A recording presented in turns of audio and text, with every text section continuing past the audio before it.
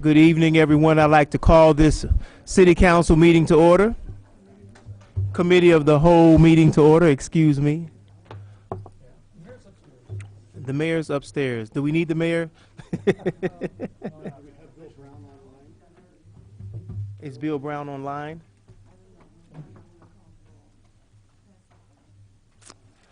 So we're going to call this committee of the whole meeting to order. Clerk, would you please call the roll? Mr. Ammons, Here. Mr. Brown, no answer. Mr. Jacobson, Here. Mr. Madigan, Here. Miss Marlin, Here. Mr. Roberts, Here. Mr. Smythe, Here. Mayor Pressing, she is here. The mayor's Thank you. upstairs. Bill's trying to call in. Charlie. I'd like to move that items 5 and 6, the digital outdoor advertising items, be moved to the end of the agenda. I think all of the other items will go much more quickly and just soon get people out of here. Second. So it's been moved by Mr. Smythe, second by Ms. Marlin. Any discussion? All in favor? Aye. All opposed? Ayes have it. So the second item is, are there any additions to the agenda? Hearing none. Can we get a motion to approve the minutes from the previous meeting? I'll No make a min- motion to approve them. We don't have them? The minutes aren't in your packet this time. We had one that was out with ill, so that'll be in your next committee of the whole packet. Okay, thank you. Mr. Chair, Yes. you missed asking for a staff report. You might ask for that. Oh, darn. Staff report. Yes. I won. Dennis. But I mean, I'm not staff, so if there's a staff report, I would just like to make an announcement. Okay. I think that's fine. Okay.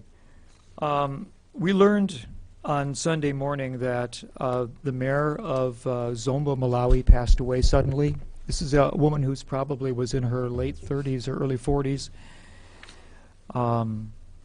They're all very shocked. This is our sister city in Africa. And so I would like to maybe request that we as a city, and perhaps the mayor as the mayor, send in some way a letter of recognition and condolence for that loss to our sister city. And I have an email and a street address that might be used for that. So I just want to mention kind of a sad thing. This is the first time that they've had an elected mayor in about 10 years or 12 years, and she had a lot of promise, and it was a very sudden loss. Thank you. I believe we can work that out without a vote or anything, right? Okay. Okay, any other staff reports? Charlie. I've got word from Bill Brown that he is almost at his hotel room and will be calling in within 15 minutes. So, Okay, thank you. Okay, so if there are no other staff reports, we are now at public input. I have, who would like to speak before? I have Linda Gibbons and Don Owen.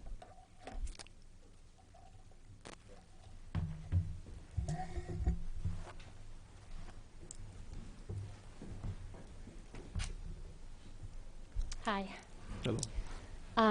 My name is Linda Gibbons, and I'm Director of Grant-Based Programs for the Urbana School District, and I'm joined by Dr. Don Owen, the Superintendent of the Urbana School District, and we are both Urbana residents. We come before you tonight to inform and share good news about the Urbana Middle School Splash Students Playing and Learning After School Hours program. The SPLASH program is offered to students in grades 6 through 8, and in any given school year, 400 plus students attend fun and enriching before and after school activities. Many Urbana Council members may remember visiting SPLASH in 2013. We were in the final stages of receiving federal funding for the program, and we were really concerned about funding and the loss of opportunities for Urbana adolescents. And thanks to 2 City of Urbana social service grants, we were able to maintain Splash as we sought out new grant funds to sustain the program into the future. Those social service funds really provided a great bridge for us and Urbana Park District to continue the program and continue serving students. We are very happy to report that in December of 2014, we received word that we received a federal grant which will help us operate the program for another 5 years. We're here to say thank you to Mayor Prussing and the council members for your foresight and interest in partnering with us to maintain Splash. The bridge was instrumental in providing us an opportunity to seek additional funding. The city social service grant helped us sustain programming during the interim, and we find it especially gratifying to have worked together in the best interest of Urbana children to keep the program going. So we're just here to say thank you. Yes, Mayor Preston.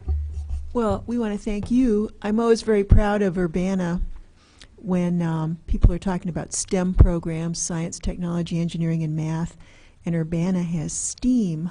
We have the arts, and just yesterday in the Chicago Tribune, there was a front page article about the effect of music on people. Elderly people with Alzheimer's get, help by that, but also children, because music apparently activates many parts of the brain. And I think it was in Venezuela when they educated poor children in how to play musical instruments, and it really set them off on a path of learning all kinds of different things. So we thank you for running such a good school district. Thank you all for coming. All right, next we have Ms. Esther Pat.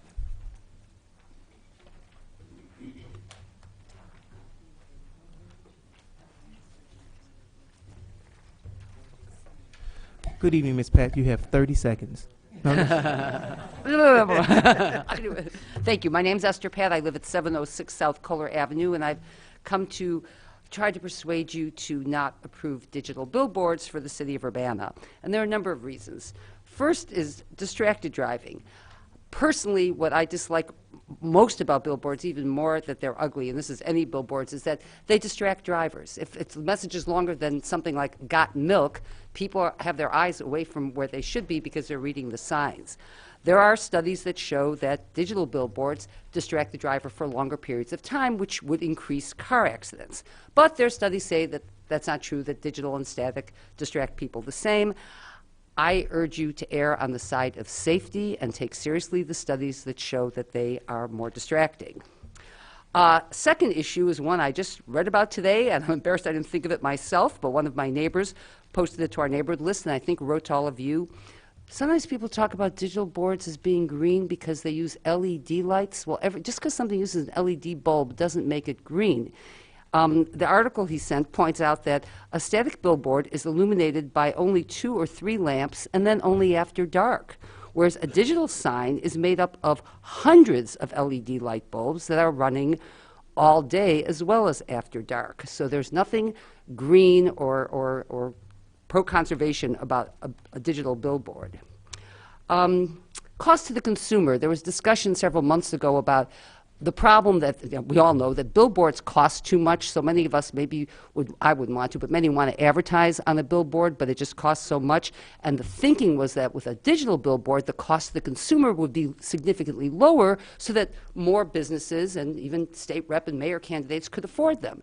Well, according to your staff memo for tonight's meeting, nationwide the cost of 1 month spot on a digital billboard is 50 to 100% more than the cost of renting a month on a static billboard. Although the memo did go on to say that in Champaign that has not been true so far, possibly because the billboards are smaller, and the cost that was cited in your memo was, quote, under $2,000, end quote. Now, 1 cent is under $2,000, but so was 1950, and I suspect, since they used the language under $2,000, that's probably close to $2,000 a month, which is not going to increase the number of businesses that can afford billboard advertising if they find the cost to be prohibitive now. I can tell you from having attended watched Plan Commission meetings that a number of the Plan Commissioners were under the impression the city is going to make a lot of money off of license fees because they thought you'll be able to charge a fee on each message on the billboard so that you'd get 10 times as much revenue. And one commissioner said to me outside the meeting that this will help fill the Carl hole. Well, again, reading the staff memo, turns out you can only charge the license fee for the one billboard face, and according to the memo, the fee just can cover the city's administrative costs for dealing with this. So there's not going to be any gain to the city of Urbana coffers, since there's also no property tax or sales tax generated by billboards, and I see no gain to the people of Urbana. Supposedly, you're supposed to put up with this visual blight and all this because it's good for business. Although it was interesting to hear at one of the Plan Commission meetings that even the Chamber of Commerce's own members, when surveyed, though a majority did support it, 15% said they opposed digital billboards. It has been the policy of the city of Urbana for decades now to try to phase out billboards. And I cannot say, and none of us can say for certain, that if you don't allow digitals, that the static ones will become obsolete and eventually we'll finally be rid of billboards. But that is the only way we can get rid of them. And I feel that if you approve digital billboards, besides increasing You have 1 minute, Thank Ms. you. Pat. Distracted driving and wasting energy and not getting any money or any benefit for the people of Urbana, that you almost ensure that 30 years from now we'll still have billboards in our city, because we'll just make sure that they keep up with the technology so that it benefits the company. I'll also mention that, as far as benefiting the company, who obviously would benefit from this, Adams Outdoor Advertising is not based in the city of Urbana or even in the state of Illinois. So any benefits to that company are not benefits to our community. This is to me is a no-brainer. There's no good reason and to say vote yes, and lots of good reasons to vote no. I encourage a no vote. Thank you. Thank you, Esther. We have also Bishop King James Underwood does not wish to speak at this time, but would like to say that they are still concerned about the Dr. Ellis subdivision sewer problem. We don't have any other public input who would like to. I'm sorry. Oh, absolutely, if you wish to. Are you Miss Linda Lorenz? Yes, please, come on. You're welcome.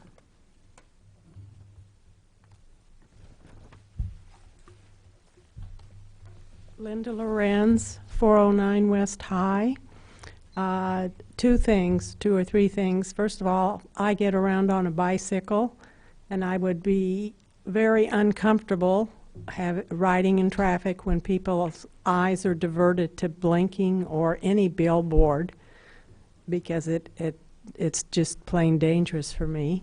Secondly, I don't like billboards because they're ugly in general, and it would be nice if we didn't have any at all. In several summers, I visited Maine to go to rug braiding camp, and they have no billboards. And the minute you get there, you realize how beautiful it is and how nice it is not to have those all around. So as for safety and for aesthetics, I think we should not have the billboard, and it certainly shouldn't be blinking at us. Thank you. Thank you. Madam Mayor. We had a number of people submit comments on our website for Citizens' Voice. I'll read them in alphabetical order. Sandra Batsley says, I am opposed to more billboards. I'm for beautifying Urbana with more sculptures, things that improve our special community. Billboards may be in the best interest of the advertiser, but not in the best interest of the citizens who live here. And Carolyn Baxley cannot attend tonight's council meeting, would like to encourage you to vote against allowing digital billboards in Urbana. We've always taken pride in the appearance of our little city and have spent a lot of time and money on streetscape improvements, not the least of which is our beautiful new Boneyard Creek Park. Our city website says Urbana has received national recognition by being named a Tree City USA by the National Arbor Day Foundation in cooperation with the U.S. Forest Service, and every year since 1976. Trees, streetscapes, and billboards just simply don't mix. Then Ellen Brewer, digital billboards are a distraction to drivers and are likely to increase accidents and near misses. Please vote against their use. Kathleen Brinkman, I urge the City Council to vote against allowing digital billboards in Urbana for the following reasons. As a driver, she finds electronic digital billboards to be very distracting, and she thinks it favors the advertising agency but gives little monetary benefit to Urbana. So why allow a distracting, ugly form of advertising? In addition, we would be stuck with these billboards for a long time.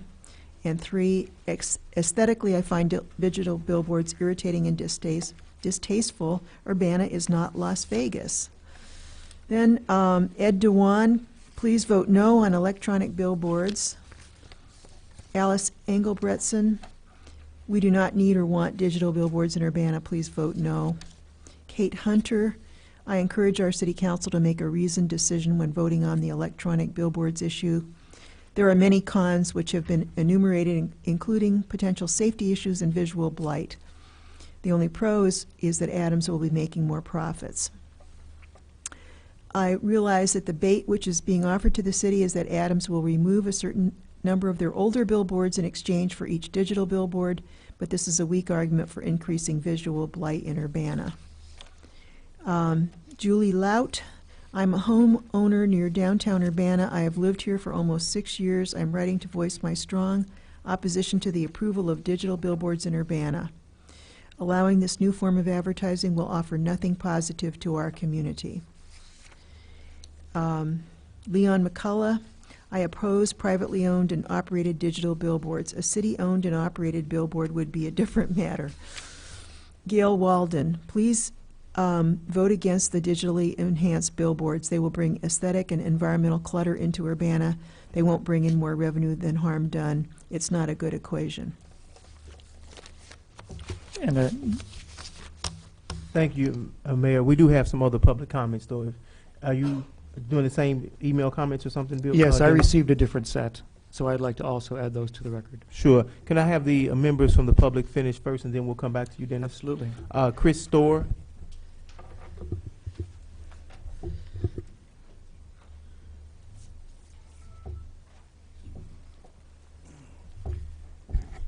Good evening. I'm Chris Storr. I live at 405 East High Street, just a block or so from here.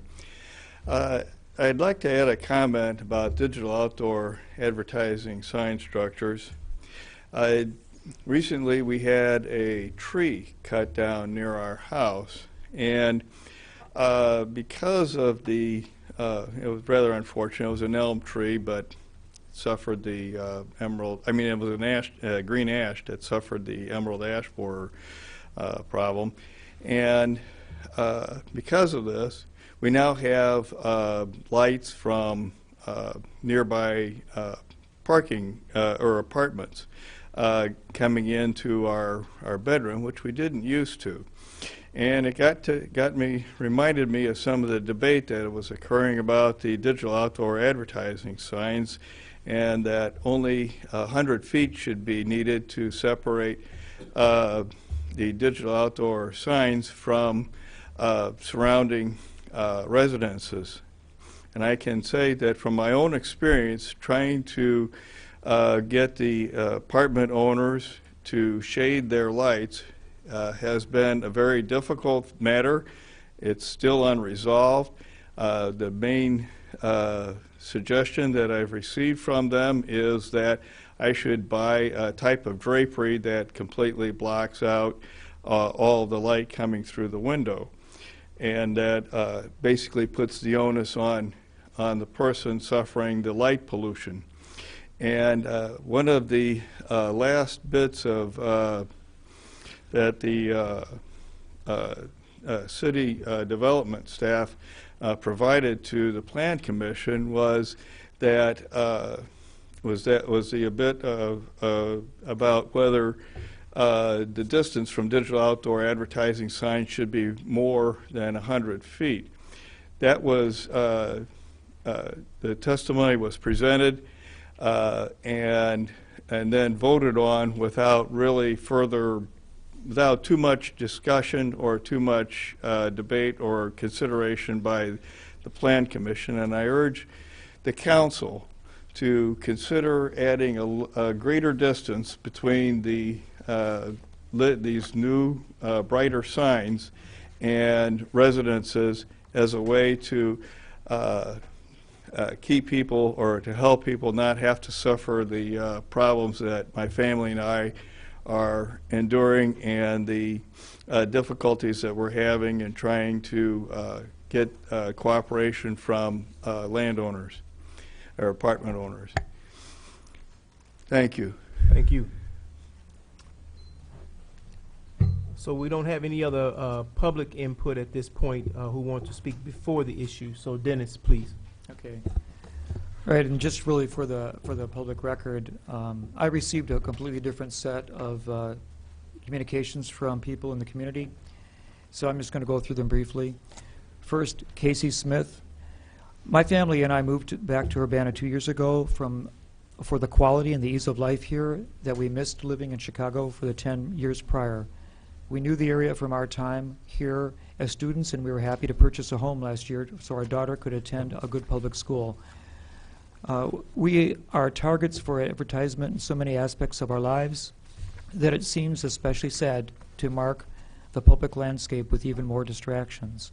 Between the internet, the TV, the radio, print, and phones, it seems that billboards are a small segment of the market that has a very high negative impact on our visual environment.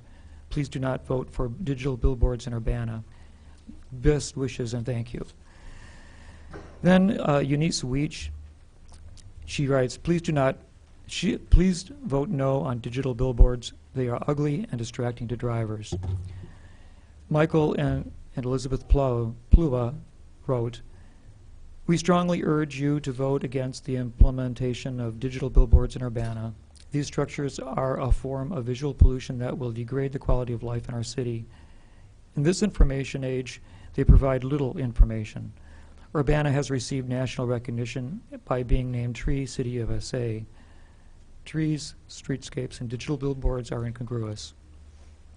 The bright digital billboards add to the visual pollution in Urbana, and these structures are not in the spirit of our city's ordinances to permit light pollution and light trespass. These structures also pose a hazard to the public safety and add to the problems of distracted driving. They are purposely built and positioned to attract attention to drivers, which distracts them from the safely operating a vehicle. By protecting and enhancing our city's aesthetic nature, enhancing our quality of life, and improving public safety, we ask that you vote to prevent digital billboards in Urbana.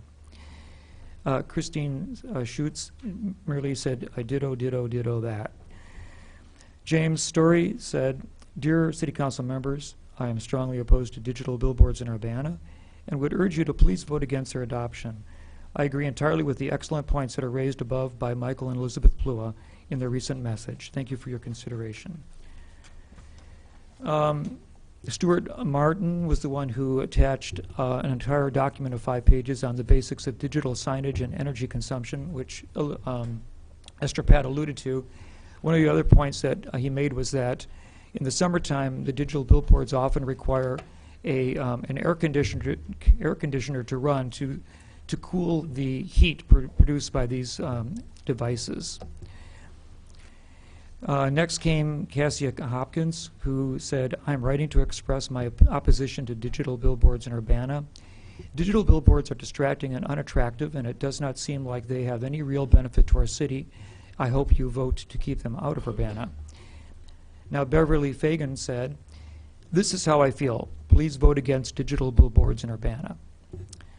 David Young wrote, the light and motion from digital billboards will have a visual blight on our community and a distraction for drivers, so please do not allow them to come to town.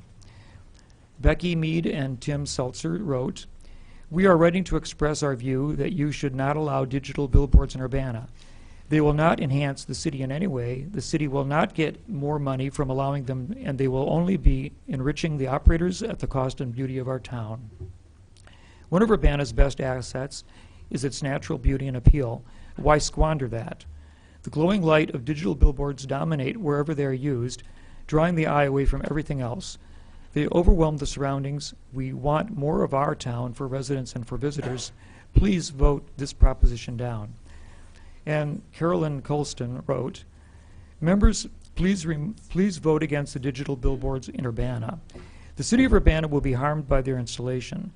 During the day, they are ugly, and at night, they are extremely bright and very real distractions to drivers. Urbana will only be harmed by them.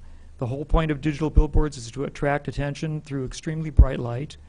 As billboard owners pay no tax, Urbana businesses will not benefit enormously from the billboards. The impact on the city will be felt for years to come.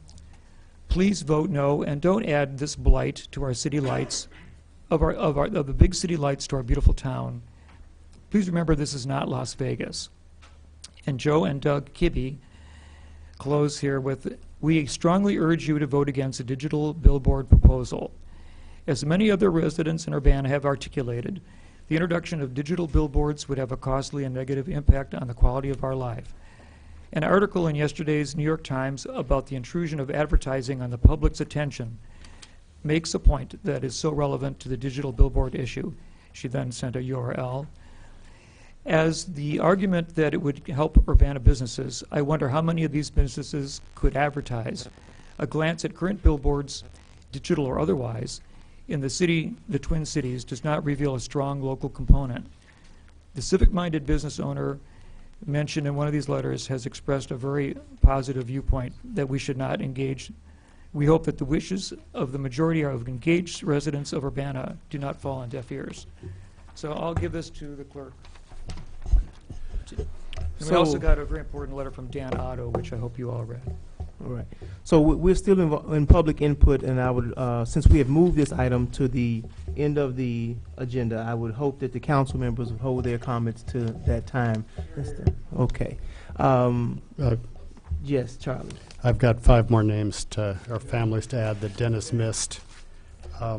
Marilyn and David Kay, Ed Macklin, Don Packey, Lois Steinberg, and Jean Grass. I won't read the individual emails. They are all opposed. Okay, thank you all. We do have some public communications. It looks as though there was something put in front of all of us about a joint town hall that's coming up on March the 13th, 5:30 p.m. right here in Urbana City Council chambers. Please join State Senator Scott Bennett and State Representative Carol Ammons for a joint town hall. So we hope that the public will come out right here in Urbana City Council chambers Friday, March 13th at 5:30 p.m.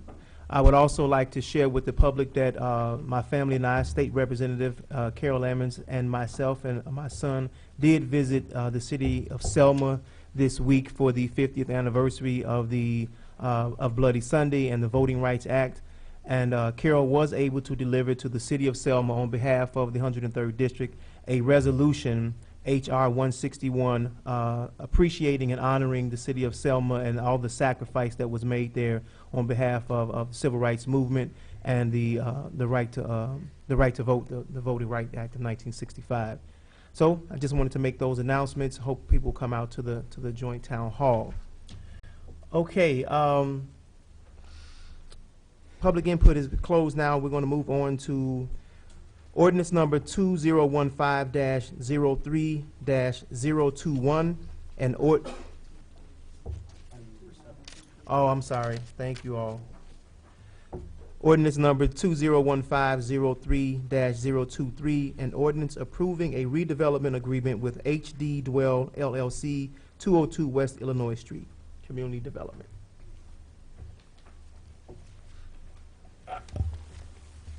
Hello. I'm going to speak to both this ordinance and the next, which is the accompanying budget amendment. The city was approached by Kyle Harrison and Megan Gillette of HG Dwell about a redevelopment of 202 West Illinois Street. Kyle and Megan are both here tonight, and if you have questions for them, they are available to make comments. The proposal is to create a special event venue called the Abbey and office spaces branded Spireworks in this visible historic building in our downtown. The project that they propose is a $1.2 million renovation, and the city's incentive and the proposed agreement would provide the necessary support to allow this project to move forward. The proposed agreement would provide $175,000 in project reimbursements, which would come after the completion of the substantial completion of work. And it would be followed by reimbursements equal to 65% of property taxes paid on the parcel through the end of the life of TIF 2, which is in 2022. The investment and repurposing of this highly visible and historic property would be a benefit to downtown Urbana, and the creation and addition of a unique event venue and office space geared towards creative tenants would continue to add to the momentum and vibrancy that we've been seeing on the rise in our downtown. Staff is recommending approval of the proposed redevelopment agreement and the proposed accompanying budget amendment ordinance. Are there any questions? Dennis. So this is really a very interesting new proposal that's come before us. It's always wonderful to see people who have the insight to take a building that's within the community that has strong historic value and to repurpose it to make it into have a new use. The building's been empty for quite a while, well, a couple of years perhaps. Most recently occupied by the Korean New Life Church, and I never imagined that it could have a different life, and I often thought that perhaps when the church use expired, it might be demolished. So it's very nice to see this proposal. Can you explain a little bit about the 65%? Is it a release or forgiveness of property taxes over a period of the TIF? We're giving them a certain incentive upfront to reimburse approved repair work. So how does this extra initiative work into our typical redevelopment projects? How does this relate, or have we done this before? Sure. Well, TIF 2 will expire at the end of 2022. And so this is actually rather old in the terms of the life of a TIF district. Normally, the city would prefer to enter into a 10-year agreement that rebates the increment being generated on the property as a result of the project. So we don't have time for a full 10 years of reimbursement. For a project like this, a commercial project, we might consider as much as 80% of that property tax increment being generated. And that's more or less what this has been pegged to, is the combination of, that's why it's 65% instead of 80%, because we're trying to make up for the fact that those additional years aren't available to us to provide incentive. And it is technically a reimbursement for the project expenses that are incurred. Those 1.2 million will include a large portion of that will be TIF eligible expenses, and those are what are actually being reimbursed. We index that to the property taxes that are paid, but pretty much everything in TIF is a reimbursement of those kinds of expenses.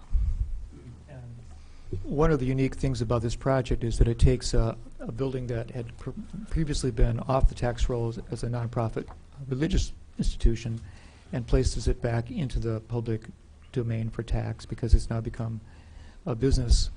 And it's also in the MOR redevelopment tract, isn't it? Which is actually very fortunate for it, I hope. How does that, we haven't had very many MOR development projects, so how does that benefit this project? To address your first point, that it is unusual that we actually have a property here that is set at a TIF base value of 0, meaning it's been tax exempt the entire life of TIF 2. Normally when we have a redevelopment project, as this council has considered many, we aren't in a position to offer, or it's not, the property isn't in a position to begin generating substantial amounts of property taxes because the nature of the renovation of an existing building doesn't tend to add a lot of value. So that's actually helpful from the perspective of it puts some revenue on the table for us to work with and offer the incentive. To your second point, and to I haven't worked on a development agreement in the last 3 years that was regarding the medical, the Mixed MR, office. mixed office residential.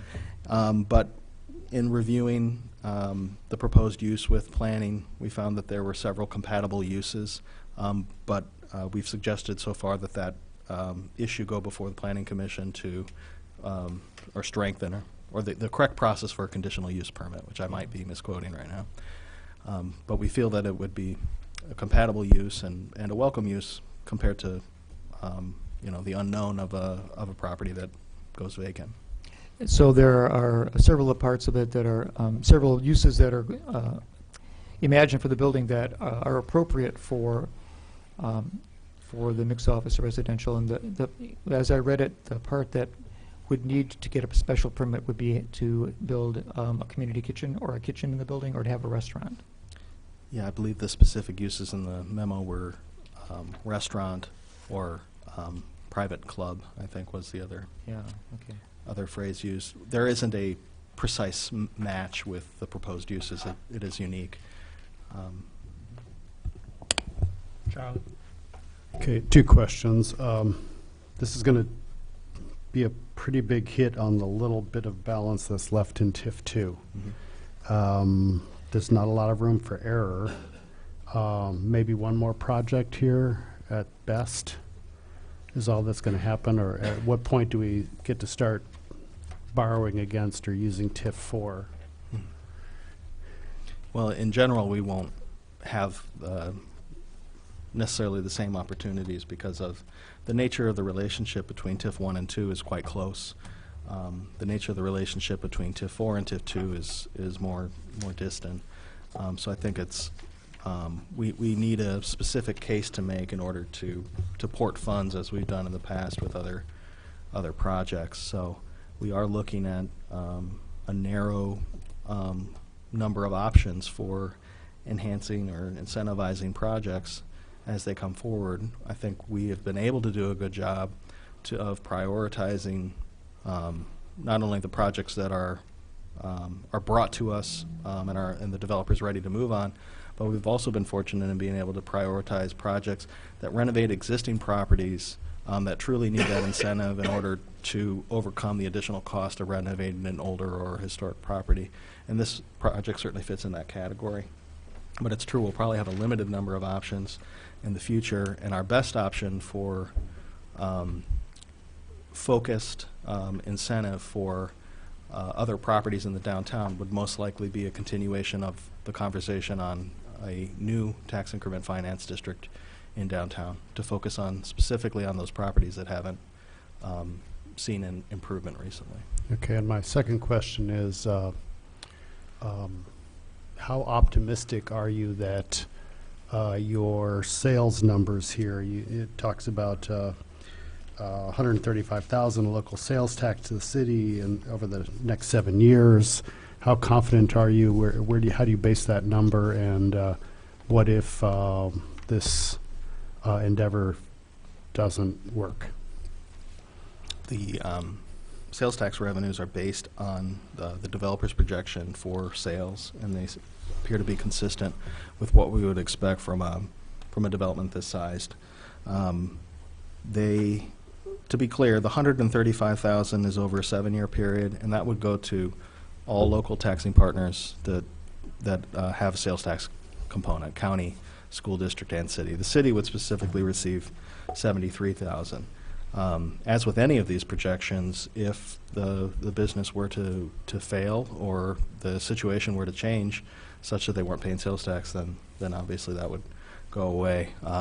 The agreement is not contingent on sales tax being generated. However, the ongoing payments of annual reimbursement are linked to a provision that would allow the city to terminate those payments if the business were to go dark or close entirely. Thank you. Diane? Can you give a little more detail on how parking is going to work for this facility with an event center that accommodates up to 500 people, and office space for up to 100? Obviously, they're going to need parking. So what's Right. what's the plan? Well, I know for a fact that the developer intends to utilize some of the parking on site at the rear of the building to serve office tenants. But as far as the details of how the rest of it would work out, I think there's still some issues to work through. Primarily, the largest opportunity would be the public parking lot across the street, which is open after 5 p.m. Daytime events or other activities that exceed the capacity of the on-site parking would need to be negotiated with those who control parking lots in the vicinity, and the city is willing to help with that. That hasn't been worked out yet. No. Okay.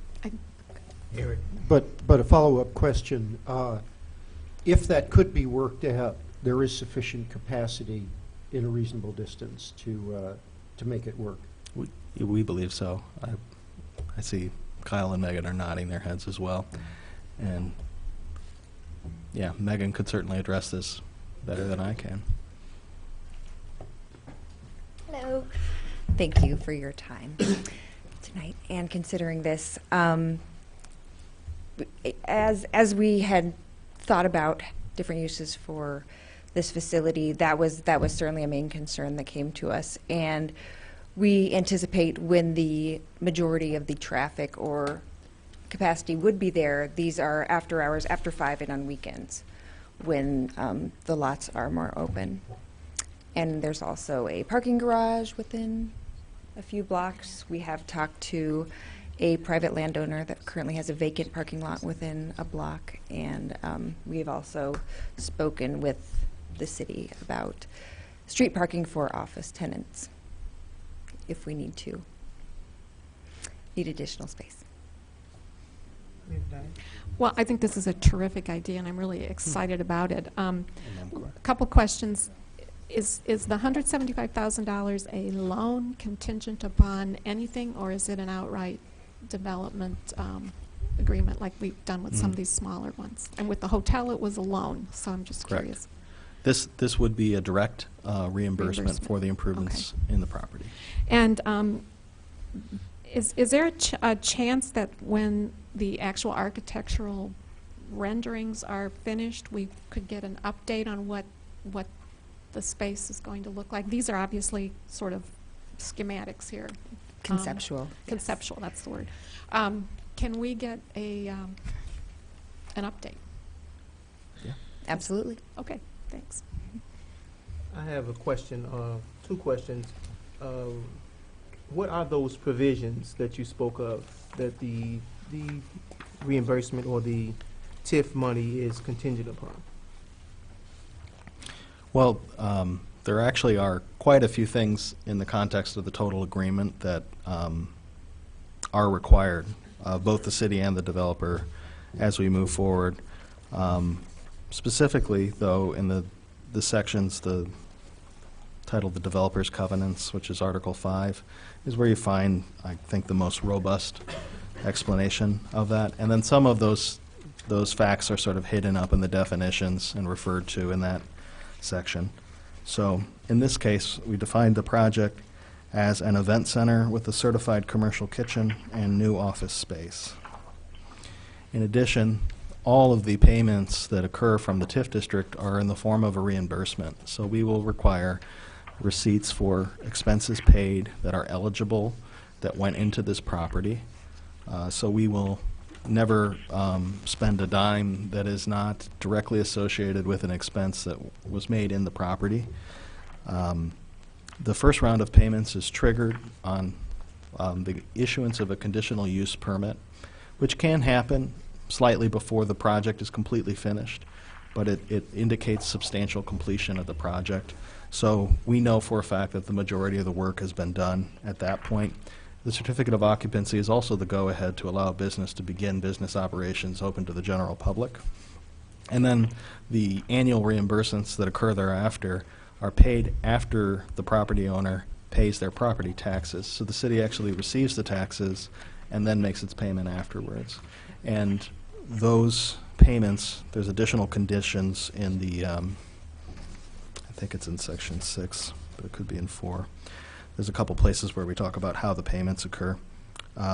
But that's where you'd find, if, I think it's in section 4, if the development were to go dark then we would review that annually when we go to make our reimbursement, and we would say, there's a problem here, and we're going to discontinue. So those are kind of some of the outlines of the ways in which we can intervene. And there's, I'm sure there are more, but. No, that's good, thank you. And my other question was, can we use TIF money to support another, can we use one TIF to support another TIF outside of, say, the payment we made to the Urbana School District? One to support another. The city has in the past ported funds between TIF districts for projects that have a substantial benefit to the other TIF district. And so that tends to happen on a project basis. So if one TIF, there's a project in TIF 1, but the project in TIF 1 is going to also help TIF 2, then we can take money from TIF 2 to put in TIF 1. But it has to be some sort of correlation. Is that what you're saying? Yeah, the TIFs have to be contiguous. Okay, thank you. Eric? So this may be a little bit difficult to say, but, and maybe it was here and I missed it, but do you have any projection of when you actually expect that wonderful day to come that you get a certificate of occupancy? Should this be approved? Ideally, we would have a certificate of occupancy September, October. We're certainly shooting for the end of the year. I think that's entirely doable. Of course, it's an old building, and we might be opening up a can of worms, but I don't think we are. We've had lots of people out to see the building, and everyone is just amazed at how structurally sound it is. There's no cracks in the plaster, and it's so well constructed. So, Charlie? Hey, Aaron, this is Bill. Oh, sorry. I'm sorry. How about we go with Bill? Yeah, I kind of came in the middle of the explanation, so sorry if this has already been answered. But since this is conditional on the conditional use as a restaurant, and that would require some kind of publication and public notice, so does all that have to occur and conditional use be approved before we expend any money? No, it isn't entirely contingent upon a conditional use permit, but that is the preferred method for obtaining the zoning. I think that's been identified so far. The development agreement is contingent on a number of conditions, including that HG Dwell close on the property, which at this time has not occurred. So the city would put this development agreement in place. The developers would continue to pursue their due diligence period on the property, and we would do our best to continue to make progress on the zoning, parking, and any other consideration they need to take into account before they pull the trigger on purchasing the property. What this approving the agreement now gives them the assurance they need to move forward. Okay, thank you. Charlie? I move to send item number 7 here, ordinance number 2015-323 to council with a recommendation for approval. Second. Moved by Mr. Smythe, moved by Mr. Madigan. Any further discussion? One here. Dennis? I just want you to know that I was doing some reflooring and refurbishing in my home in the attic, and removing a board, I found a tract from the from 1912 or 13 from that church, and it is a I don't know, like it's about a 20-week train ticket to heaven that was taught by consecutive Sunday school sessions. So I have that documented, and I'll let you guys scan it or something. So we you need can to put add- that in the archives because it's been very hard to find information. Well, that's the one on the thing I do building. have, Wonderful. surprisingly enough. I would have to say that I have made my first mistake ever in life. No, seriously. Mr. William Gillespie was supposed to speak to this matter before we actually got into it, and I did not notice that. So please, Mr. Gillespie, would you please come and speak now? Thank you.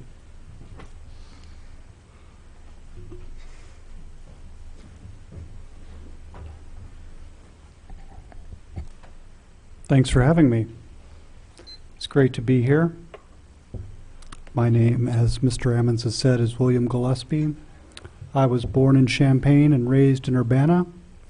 Consider myself a local business person and local artist. Also an alumni and employee of the University of Illinois at Urbana-Champaign. I came here to speak in support of Megan Gillette and her proposal. I was able to speak to her informally and also read through the document that might be the same one you have in front of you. In broad strokes, I've seen many changes in the Twin Cities in my life here. I remember when Robeson's was a thriving shopping center with a toy department and a real old school lunch counter and just a fantastic place for the family to go.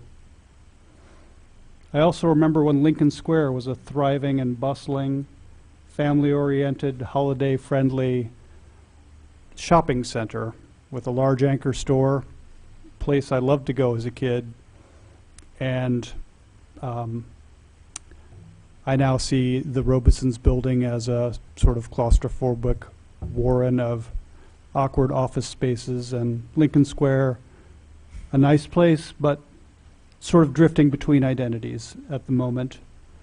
I also remember when Campus Town had actual independent bookstores and record stores and movie theaters, trappings of an intellectual culture you'd expect a campus to have. None of these things exist anymore. But I'm not cynical. I've seen many positive changes as well. I remember there was about a decade, I was pretty young, when downtown Champaign was kind of a spooky wasteland, and some vision, some development, some money, some alcohol sales, and a lot of local music has brought it into, now I think it's probably the gem in the crown of Champaign County, and I am a little jealous. To give a more specific example, I remember when the Common Ground Food Co-op was an angry little hole in a basement of a church full of bad vibrations and ugly-looking tofu. And in the midst of a very down economy, they have converted it into a vibrant and very fun shopping center, a supermarket, if you will, brightly lit, with lots of activities that contributes to the community in many ways. I see positive change as possible with a little bit of vision and support. I believe in Megan's vision. I believe in the Abbey. I can testify to her courage, that she is indefatigable, honorable, authentically committed to Urbana, and one of those people who's an enviably hard worker, that you just want to know her secret, which I think is green tea. But maybe she's holding something back. So I just wanted to say that I support her vision to revitalize downtown Urbana and restore it to its rightful place as being the center of culture, commerce, and really good food in Champaign County. The Abbey is just one part of some of the things she's thought about, but I believe in it, and I just wanted to share that. Thank you very much for having me up here. Thank you. So it has been properly moved and second, and discussion is closed. Can we have a vote, please? Do we need to do a roll call? Okay, so all in support?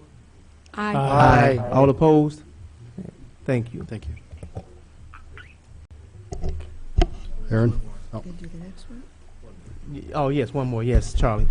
Part 2 of this is ordinance number 2015-324, an ordinance revising the annual budget ordinance, fiscal year 14-15, the redevelopment agreement with HD Dwell LLC. I move to send this to committee, or to council with a recommendation for approval. Second. So been moved by Charlie, second by Mr. Roberts. Any discussion? Seeing none, all in favor? Aye. All opposed? Ayes have it. Moving on to Resolution 2015-03011R, resolution for improvement by municipality under the Illinois Highway Code, MCOR project, Green Street improvements, Wright Street to Ray Street, PI Public Works. Oh, there you go. Thank you. Actually, items 9, 10, 11 are related, and I'll get into that in just a second. Back in December, we talked about the MCOR project, or as it's known as the Multimodal Corridor Enhancement Project. This is Tiger Grant money that Champaign-Urbana, the university, received and MTD received from the Federal Highway Administration. Since December, since the intergovernmental agreement was approved, we have selected a consultant. We have entered, worked out a scope of services and fees, and the City of Champaign, as the lead agency, has entered into a contract with that consultant, and the other 3 agencies are contributing partners as we move forward. Right now, we're beginning what's called the Phase 1 preliminary design for the 5 projects. The 2 projects in Urbana is Project 1 is Green Street between Wright and Busey. Project 5 is Green Street between Busey and Race Street. So that work has begun, and a list of activities are going on to that end, and that includes things such as the survey work and data collection and utility coordination and drainage evaluation and landscaping and streetscape planning and environmental studies, and there'll be public involvement with a public information meeting in May and a subsequent meeting in August, September timeframe. There's traffic impact studies going on and roadway geometry and intersection studies and access management planning and geotechnical and pavement evaluation, and so things like that are going on right now. Concurrently is design, or the Phase 2 portion, and the reason design is concurrently going on is because we have such a tight schedule. So the consultant is very busy. The design, however, is just for Project 1. Project 5 design will start probably a year or more from now. So tonight before you is how are we going to pay our portion of the project. And what is here is identified the $2.1 million over 5 years that we will be paying. And basically we had in our capital improvement plan a substantial part of that $2.1 million was in future projects related to Green Street. However, the expenses are starting now as we speak, so we had to look at moving some projects around in the capital improvement plan to make that happen. And the best way that Craig Schronkwaller and I looked at this situation was to take at least a portion of the Lincoln Avenue resurfacing work and not do some of that work this current fiscal year in order to pay our share, which is starting now. So if you look back a year ago, or when the budget was passed, in June, May of last year, we weren't even notified of this award of the project. And now that we are, and now that we know the very short time frame to get it moving, we're under this crunch, if you will, for cash flow purposes to do at least a portion of a delay for this Lincoln Avenue project. Again, the Lincoln Avenue project I'm referring to is between Killarney and essentially Saline Court. So it's not the extension of Olympian Drive. I want to make that clear. It's in the area where the Holiday, well, not the Holiday Inn, the Comfort Inn is, okay, in Lincoln Avenue north up to Saline Court, which is where the material handling facility is and a emulsifier plant is. So before you tonight is 3 action items. And they are, we need to pass, since we are using motor fuel tax money, it's motor fuel tax resolutions. One is to pay for the Phase 1 or preliminary design. I listed some of the components of that design a minute ago for the 2 projects. And that's estimated to be no more than $500,000 for those 2 projects. And then the second motor fuel tax resolution is for the design phase of just Project 1. At a later point, there would be a design phase to Project 5. Keep in mind that the total project cost, when you look at construction, engineering, right-of-way, land acquisition, or easements, is over $9 million. Again, the city portion is 2.1. MTD has a portion, and then the balance is federal dollars. So the third item, action item, is we need to do a budget ordinance amendment, which then would put money in this fiscal year where that money does not exist, so that we can start paying our portion of the bill from the consultants, and those bills will start coming our way probably next month. End of this month or next month is what's planned. So this is our financial commitment that we set in the intergovernmental agreement we approved back in December, and this is the best way that we came up with how to fund this project and move forward. Dennis. Bill, the Lincoln, the part of Lincoln Avenue that is north of the expressway and goes up to Saline Court, that's a project that's pretty hard to let go of because that road is in such terrible shape. By delaying it for a year, does that mean that the city will have money then to actually do the work that you imagined to do for resurfacing it? And are you thinking about, in that resurfacing project, are we talking about side ditch work? Are we talking about excavation as well, and besides resurfacing? Are you going to tear up the entire road and resurface from scratch? So it's going to be a major project? The project will be basically a mill and resurface, at least from south of Killarney to around the newer Saline Branch Bridge, which is, if you know Wilbur Drive or where Super Value is, it's in that vicinity. That will be essentially a mill and resurface. As you go further north, there might be more significant milling, possibly reconstructing. That's something that we're in the process of waiting on the consultant's pavement design recommendation to us. That's in the works now. So I can't be more specific as to what's going to happen north of that Saline Bridge up to Saline Court.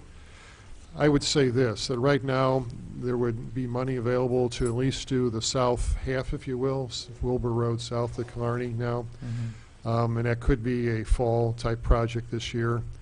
That's tied a little bit into, hopefully we have a engineer that we're trying to hire here too, and we're in the process of going through that right now too. So there's a little bit of a staffing bottleneck, but that part could possibly go later this year, and we would know more come May or June of this year, that answer.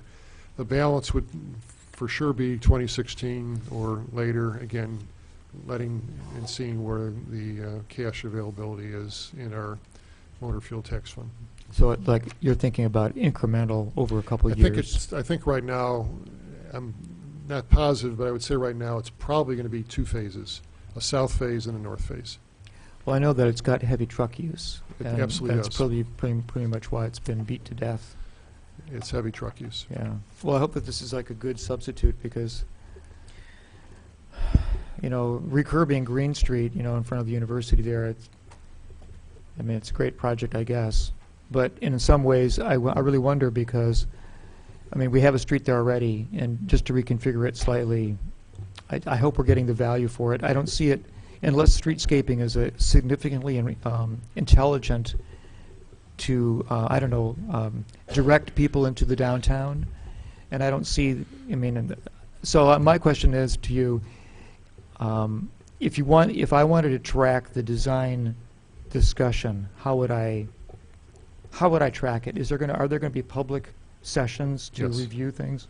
Yeah, in May In would May. be that public session. Let me talk a little bit about streetscape. Quite honestly, the Urbana 2 projects with very little streetscape. In fact, the only streetscape would be in the vicinity of Race and Green. If you think about the building that just came down, that sidewalk, the streetscape of that area stops where the library property stops. The building at the northwest corner, that sidewalk is the old style, and it wraps around the corner. So the intersection isn't fully streetscape, which per our streetscape plan is to do that someday. Typically, TIF funds would pay for that. That's why I alluded to that in here, but as you all heard just a minute ago, there isn't a lot of money in TIF 2. So if there is no future TIF renewal or what have you, then that's probably not going to be the funding source. If there is a new TIF district established, that's a project that would happen in 2018, 2019. Hopefully we would know by then if there's a new TIF district, and we would hopefully know better what our cash would be available, so that could help pay a little bit. But that's the only streetscape component. The large streetscape component is really the Champaign project, which is between 4th and Neal. So picture street, the University District, Green Street at 4th Street going west. That will be enhanced with streetscape components just like it is from 4th to Wright Street. So when a consultant, or when I mentioned streetscape, that's the real streetscape component. So I feel like we're getting kind of the short end of that. Well, no, not at all. I mean, Right, we you don't didn't, think so? we never planned for streetscape on Green from the library going west. That hasn't been no vision I'm aware of, so it's not a short changing at all. In fact, Champaign is paying a lot more local dollars because of that streetscape component, because that's pretty expensive stuff. That was not, if you will, federally eligible, or their percentage of federal funding for that project is less than our federal funding. But back to Green Street, Green Street isn't in great shape either. I mean, we did an emergency repair by Birch this year. It was falling apart, and even in front of the Union is rough. So we have, I mean, I understand what you're saying about Lincoln, but Green needs a lot of help too. So this will certainly revitalize Green in a major way, and we definitely need to address, Lincoln Avenue too. So I don't, disagree with your thought process, but Green needs a lot of help also. Diane? I certainly agree about Green. My God, it's teeth chattering to drive down Green by Race Street. So I understand that, but I'm very disappointed to think that Lincoln Avenue isn't going to be done. That's the gateway to the city, and that's in dreadful condition. So did you consider bonding that out, or do we have any other options? We didn't consider bonding. Quite honestly, we're pretty Are we at our limit? we're pretty committed to bonding already with what we're doing on Windsor Road.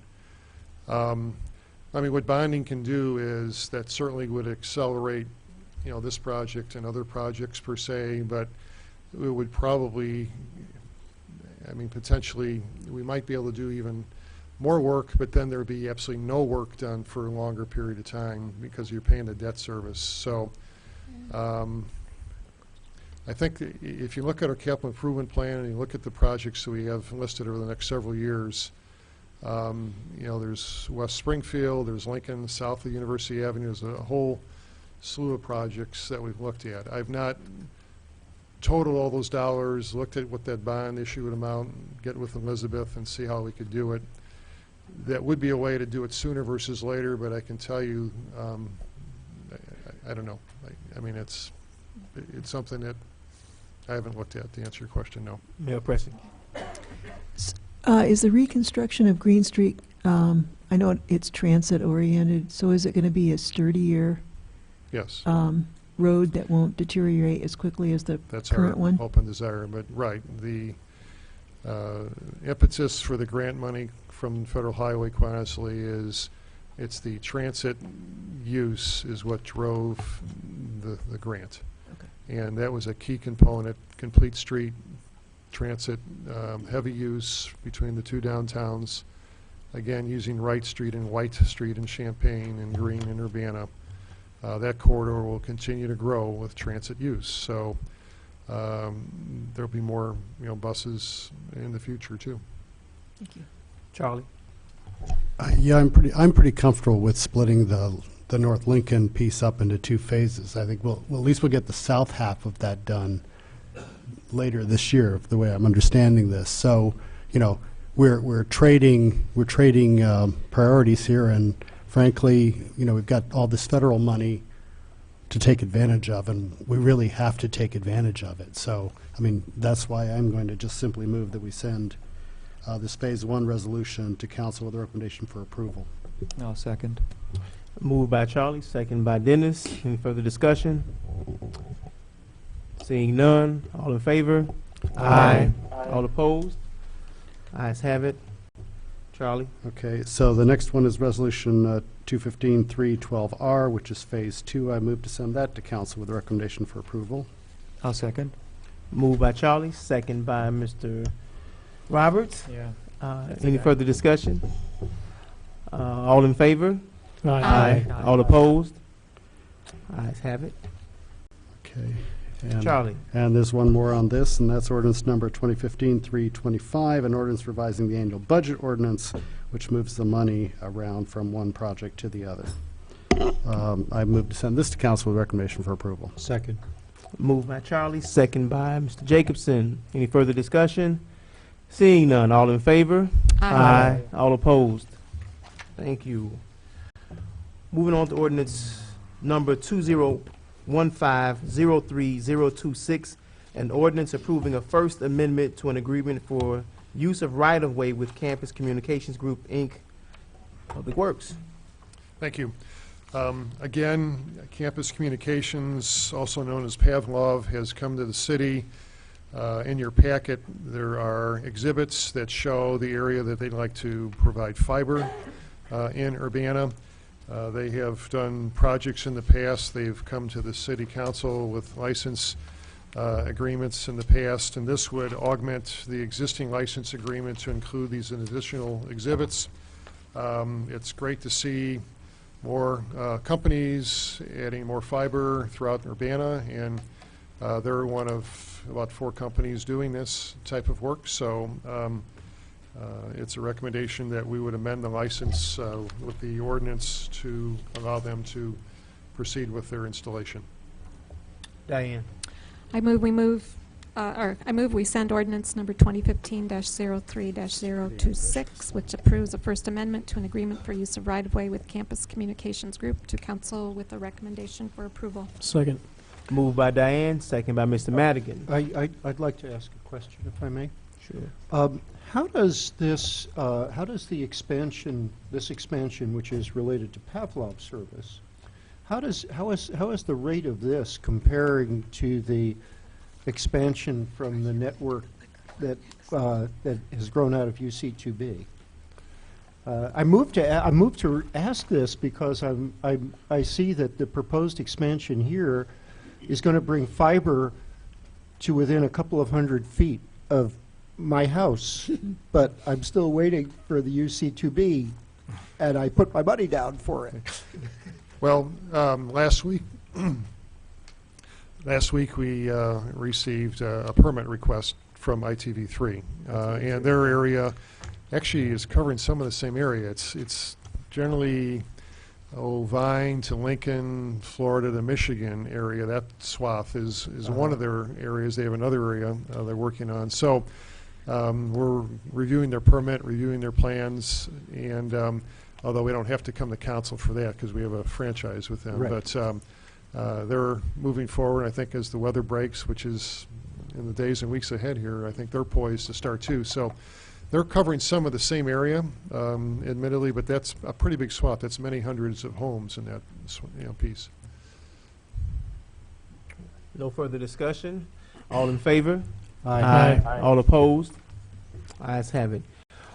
Ordinance number 2015-03027, an ordinance increasing number of Class R2 liquor licenses for Lloyd and Lacey's Famous Kansas City Style Barbecue, DBA Lacey's Famous Kansas City Style BBQ, 119 West Main. Mayor? Mr. Chairman, being a state liquor license holder and a local liquor license holder, state law precludes me from participating in this discussion, so I shall recuse myself. Thank you. Okay, this is new restaurant opening up, and they're asking for a restaurant liquor license, and we highly recommend that you approve a liquor license for them. Charlie? I'm having spent a substantial portion of my teenage years in Kansas City. I'm looking forward to Kansas City style barbecue. I'll move to send this to council with a recommendation for approval. I'll second that. Moved by Mr. Smythe, second by Mr. Roberts. Any further discussion? All in favor? Aye. All opposed? Ayes have it. Okay, now we are going to move to ordinance number, yes. Sorry to interrupt, but it's not on the agenda, but we did get a sewer activity report summary. I wondered if I could ask a question about that before we get into digital billboards. I noticed it included many activities, but included sanitary sewer full-length lining, which includes the Ellis subdivision. And since we have had people here every week asking and reminding us about Ellis subdivision, can you please describe what was done and how that is benefiting that area in particular? Brad Bennett was here earlier, and he could answer all the questions 100%, but I'll do my best. I know that, which is shown, we did lining up there, and for the most part, virtually all the sanitary sewers up there have been lined, which is fine, and it also shows that there was a need to line them, hence they're lined. So from a capacity, flow, condition standpoint, they're in A1 condition. They're in great shape. But every year we do lining of sanitary and storm sewers. In fact, there's been trucks out on Illinois Street this week doing some preliminary cleaning, televising. The name of the company is HOERR, Hair, I think it's pronounced. And they're poised to do some lining work. Our project is the first one this calendar year for them to do. So Brad every year has thousands of feet of sewers that are lined, and he has a process of evaluating those sanitary and storm sewers based on their condition, based on our televising, based on our experience, and that area is in really good shape from a sanitary sewer perspective. Great, thank you. Dennis. And on the same report, when you look at table 1, which is on your second page of the memo that we got, it says that under sanitary sewer blockages, you have both city-owned mains and in private service lines. In private service lines, 52 each. How does the city interact with people when you're clearing out a private line? Sure. What is that? What was happening with that? And do we charge for that service? No. First of all, whenever anyone in the city of Urbana has a sewer, sanitary sewer, storm sewer related problem with their home or business, we encourage and implore them to call us first, because A, we can determine whether it's our problem or a private property problem. Unfortunately, sometimes someone may call a plumber or a contractor out to help them, and they may pay $100, $200, $300 only to find out that the problem's in the city's line. So that's something that we like to do. But anyway, to answer your question, we typically will pop manholes, we'll do televising, we'll do an analysis, determine, where is the problem? Try to troubleshoot and identify it. We have tools and means to do that. And, we can even look up a private sewer lateral line for so many feet to see, where the blockage could be, crushed tile, roots, grease, whatever the case may be. And then we notify the property owner, and we'll work with them. If they don't know what to do, or if they need to get proposals, we'll help them with that. If they have questions in their proposals, we'll do that. If they have sewer backups in their lower level basement, we'll work with them as to 3-4 ways of preventing those sewer backups, including our overhead sewer program, which the report talks about. The heavy rains we had last July, multiple inches of rain on a Saturday, we got a lot of business, unfortunately or fortunately, however you want to look at it, from sewer backups, and that triggered some overhead sewers to be installed in homes, and they should now have essentially absolute protection from that occurring in the future. So we have a lot of materials. I believe most of it is online to help homeowners with our programs and materials to help graphically explain how the backups occur, what you can do to prevent them. And then through past city council action, we now have several programs to help with the cost sharing to homeowners. You have to dig up in the street. We have ways to soften that extra cost. Overhead sewer is installed. We have ways to help mitigate that high cost. So we have some really good tools to help homeowners out.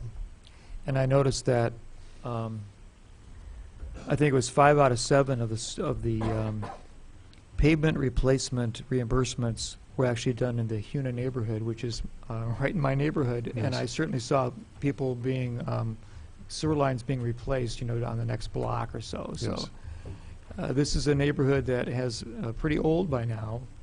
Most of it established at the turn of the century, and we're seeing, some degradation happening. So Yes. we do appreciate, I'm sure the homeowners appreciated the fact that there was this reimbursement potential.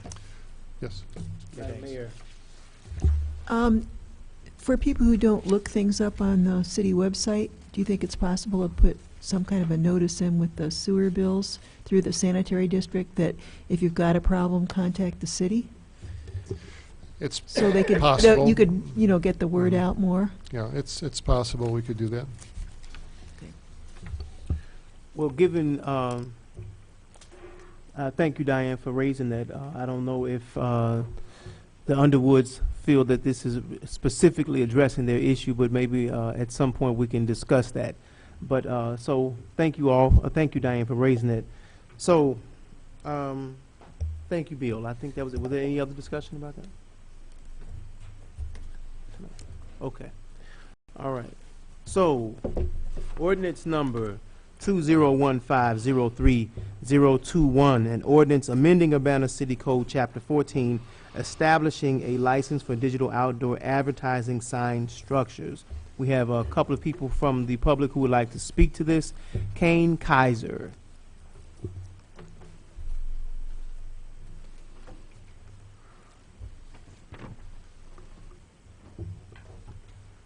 Good evening, everyone. Thanks for having me, and thanks for continuing the discussion. Since it's been a while since we all got together, I thought I'd do kind of a little overview from where we started to where we are now, and kind of what we're asking for in the ordinance. So Adams Outdoor, we're a local company that employs anywhere between 16 and 20 full-time workers, from accountants, creative services, real estate operations, and of course our sales team. 95% of the advertising you see out there will be from local businesses and sold by local salespeople. All of our advertisements, with very few exceptions, are created by our in-house art director, which we provide an art creative services free of charge for anybody who does business with us. Our corporate office is located in Atlanta with a staff of 22 people that oversees 14 markets in 7 states. And locally, aside from what a standard business would be with a corporate office, all of our offices are run independently and locally. The general manager makes all the final decisions in our markets, so we do have a very strong local presence and decision making. Our corporate officials are in advisement roles to the general managers. Adams Outdoor is a property owner in Atlanta, or in Urbana. We own 1206 South Philo Road, which is there on the curve, and 303 North Lincoln Avenue. On the billboard side of things, billboard owners, or properties with billboards on them, are all on a lease. Either we have a lease there, we own the property, or we have an easement. The majority of our billboards are on leases, which we then pay a negotiated lease rent to those property owners. With the advent of digital, of course, we will be looking at renegotiating leases, and in turn, the landowner will get a usually substantial increase in their lease rent per year. So the digital discussion. We began this discussion in early 2012. I looked today, I think it was February 1st was my one of my first emails to your council people. And so when we started then, we're still looking to do now, is convert existing inventory to expand our digital network from Champaign to Urbana on high traffic corridors. Digital advertising is an efficient means of advertising on high demand locations. Being in those high demand locations, the digital billboards give more clients the opportunity to advertise on that single location. Normally they'd be spread across the city, but if this gives opportunities for those businesses that want to be at high traffic intersections for multiple people to be on those. Being in high traffic and high demand locations, we increase the customer base for businesses, and in turn their sales.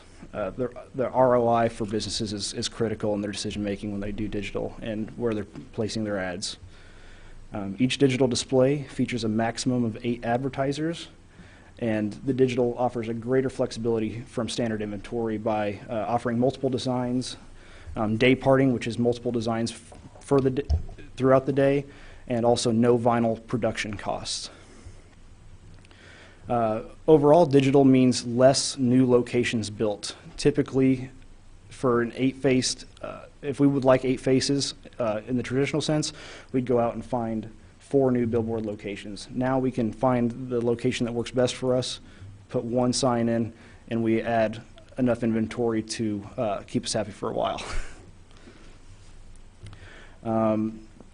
Today, we actually happen to have the athletic director from the Urbana High School call us, asking if they could use digital billboards in Urbana.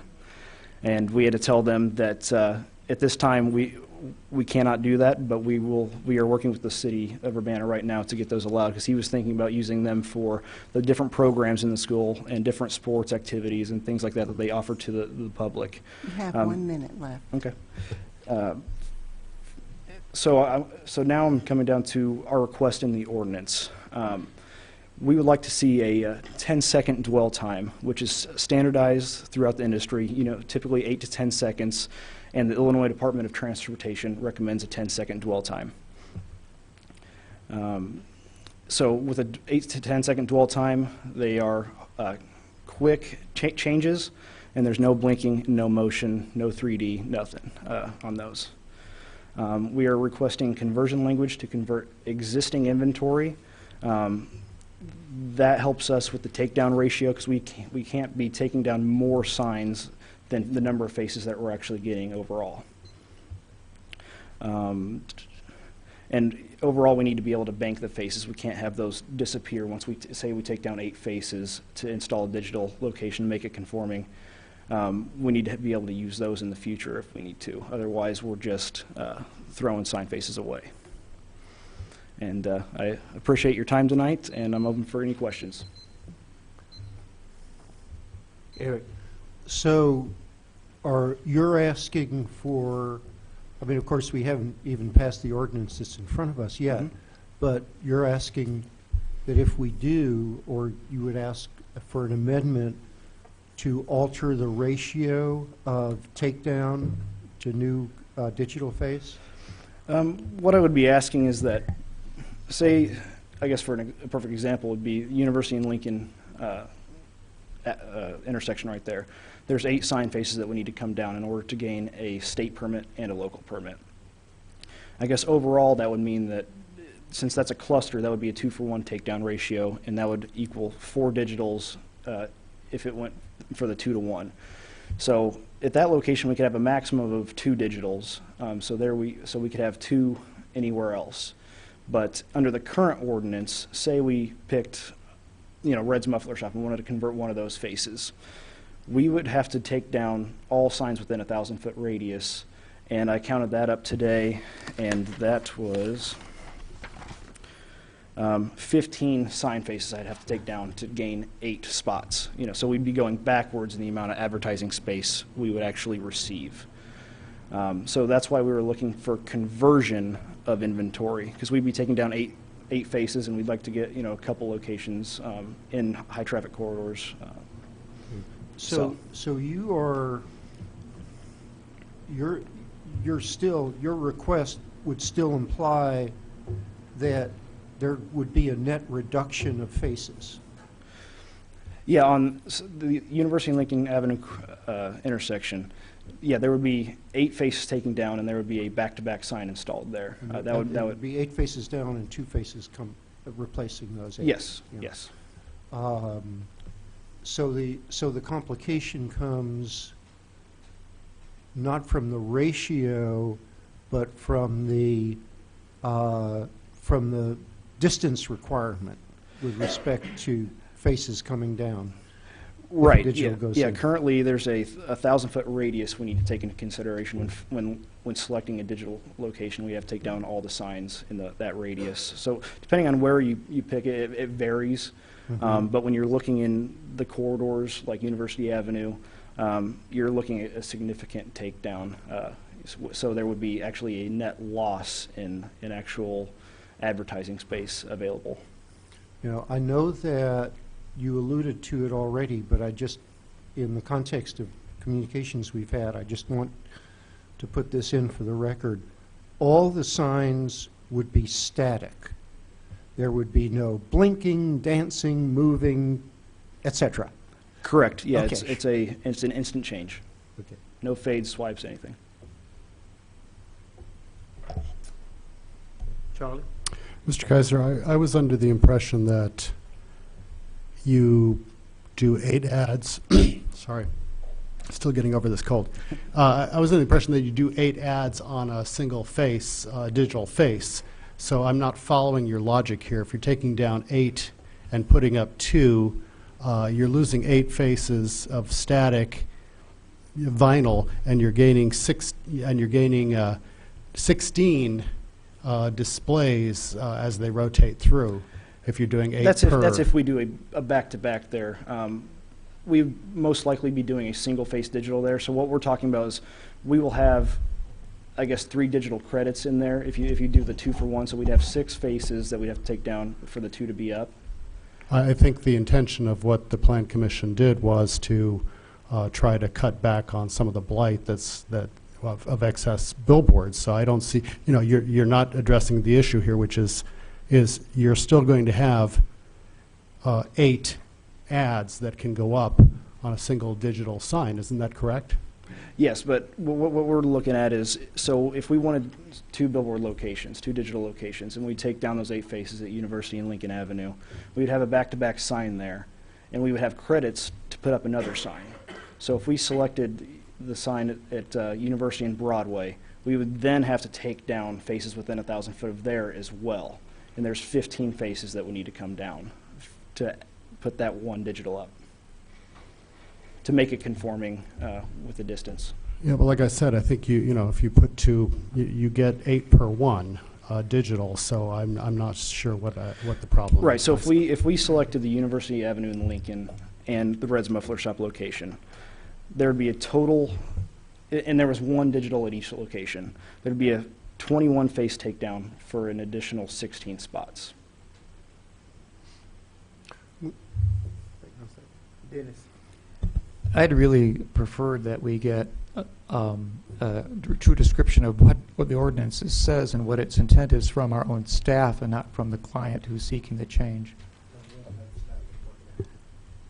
Yeah, this is public input, Dennis. That's right. Aaron, I have a question. Go ahead, Bill. Yeah, when you, is it possible for advertisers to have on-site control of their ad schedules? So would it be possible theoretically for a group of businesses to go together and buy a slot and then decide among themselves how they want to rotate their ads in, so that they could perhaps do shorter ads for a week or so, and it wouldn't be something that you guys discourage because it takes more staff time? Do you understand my question? That really hasn't come up. The only people I know that kind of split time is realtors. With one company, multiple realtors will buy so much time and space. I just don't know for sure, just since we haven't come across that. Well, when they do that, do they control the ads from their computer then? No, what they would do is they'd work with our art director, who would get the ads, the designs that they would like to put up, and then we would schedule those. And you can schedule each slot and each rotation for different time frames for each design. So they could have it all scheduled up front. Okay, thanks. Any other questions for Mr. Kaiser? No? Okay. I had a couple of questions. I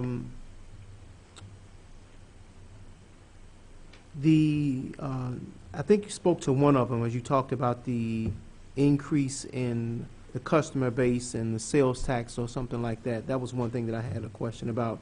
How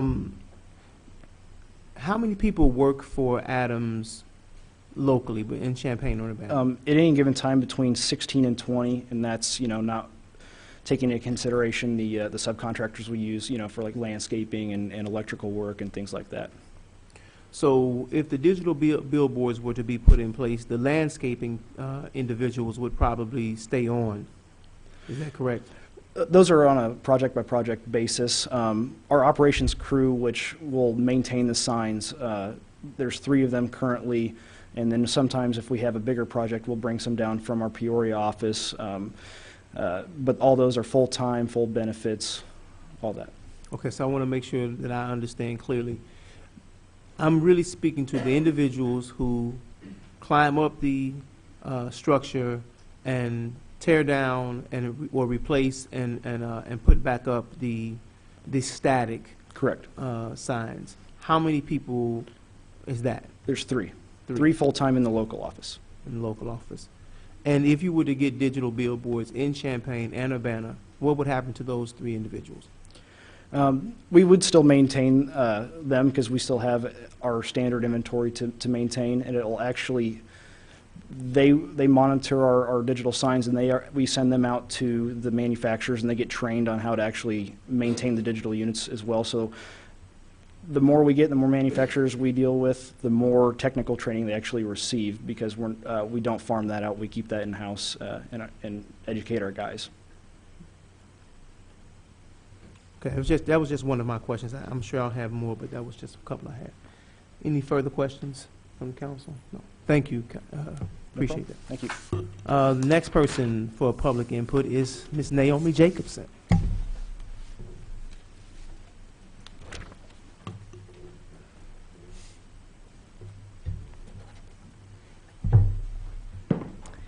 Good evening, ladies and gentlemen of the council. Thank you very much for allowing me to come before you this evening. I'm Naomi Jacobson. I live at 803 West Main Street in Urbana. I am speaking in favor of the electronic billboards, and I'm speaking in terms of having been a very satisfied customer. I used electronic billboards about 2.5 years ago, almost 3 years ago maybe, if my timing is correct. And I found them to be very effective. Just going through the process, going out to the facility where the staff is, meeting with them, and when I first had the idea of using electronic billboards, I didn't understand the full scope of the possibilities of what could be done with them. I imagined that I was just going to have, you know, my name up there and title and what I wanted. But as I talked with the people, they said, well, you know, just send us all your ideas. And I ended up with, I believe, 5 different messages that were able to be rotated. And these were all put together very professionally. I sent the photos that I had, and they were just put in with the messages. And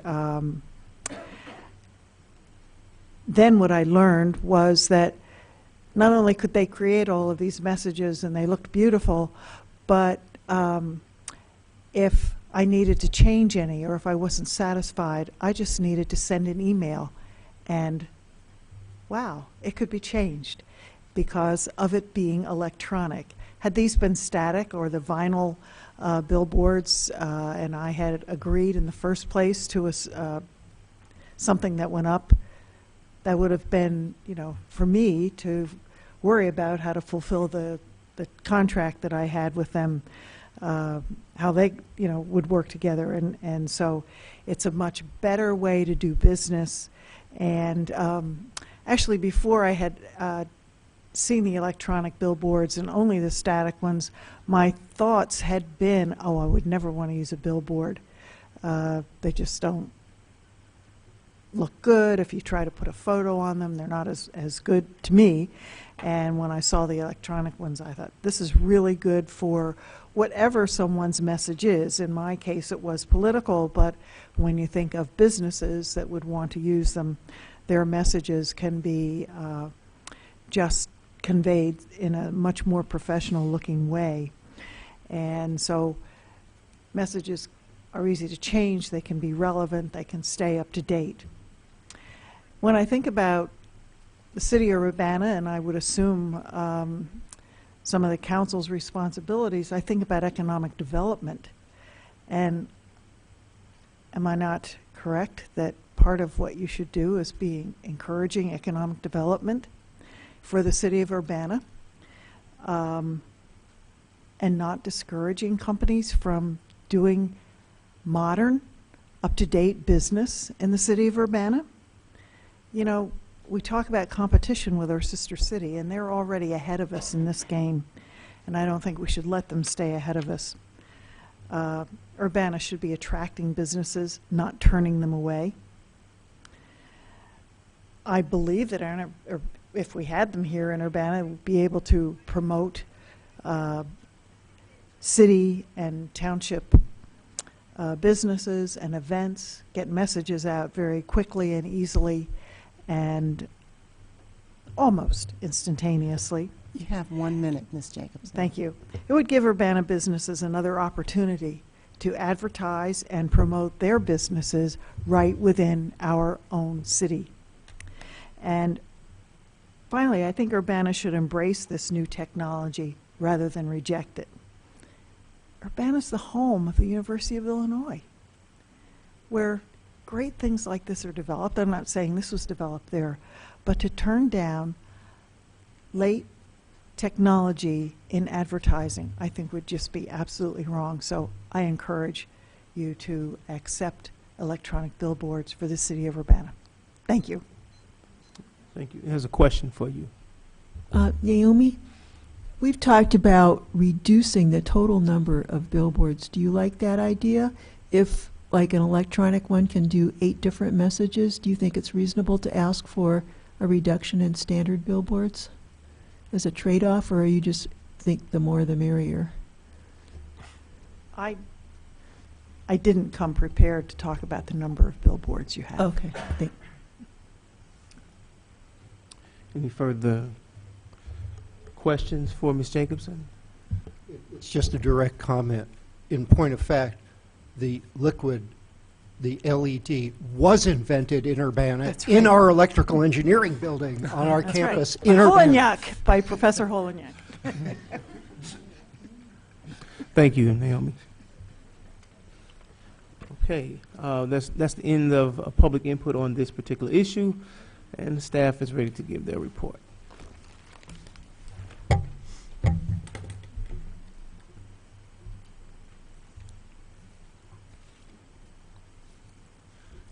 Right, thank you. I apologize in advance. I'm getting over a cold, so hopefully I won't cough too much here. This case, there's a lot of background. It was a very big memo and a lot of attachments we had sent out. There were 4 public hearings with the Plan Commission. So I want to really just focus on how to implement Plan Commission's recommendations and not dwell on all the background information too long. Excuse me. So just a quick outline, just talk about the trends, costs and revenues, safety studies, aesthetics, Urbana's existing inventory of billboards, and then the proposed regulations. A real quick overview of the proposed changes. We're talking about traditional signs versus billboards. In the zoning ordinance, billboards are known as outdoor advertising sign structures. And currently, digital billboards are prohibited. Electronic message boards are allowed in our sign code, but only for standard signs, like Wendy's or Dairy Queen. You'll see we'll have a message board. The proposed ordinance change would address 3 sections of the zoning ordinance. 9.2, add a definition for digital billboards. Section 9.6, add the regulations. And Section 11.9, add some fines so we can enforce our regulations. And additionally, there will be a change to City Code, Chapter 14, to establish a license program and annual fee. A little bit about the trends. Digital billboards, at the time of this study, we're citing represented 3.5% of existing 450,000 billboards in America. I'm sure that number has gone up. They allow for multiple ads on a single display, as was discussed, common practice is to have 8 advertisements in rotation. Most cities allow them to be 10 seconds or so. Digital billboards have a higher retention rates than static billboards or traditional billboards. According to this national study, up to 94% of customers will sign up for another go with a digital billboard. They do offer increased revenues for the billboard companies as they're less labor intensive, but they are more costly to install, so there's a trade-off. They allow for things like emergency alerts, weather alerts, amber alerts, and of course there are lots of safety and aesthetic concerns, which we'll talk about now. In our staff memo, we referenced several studies, and there was one paper that kind of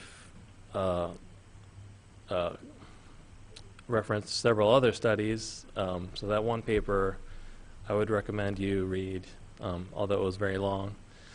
Let me.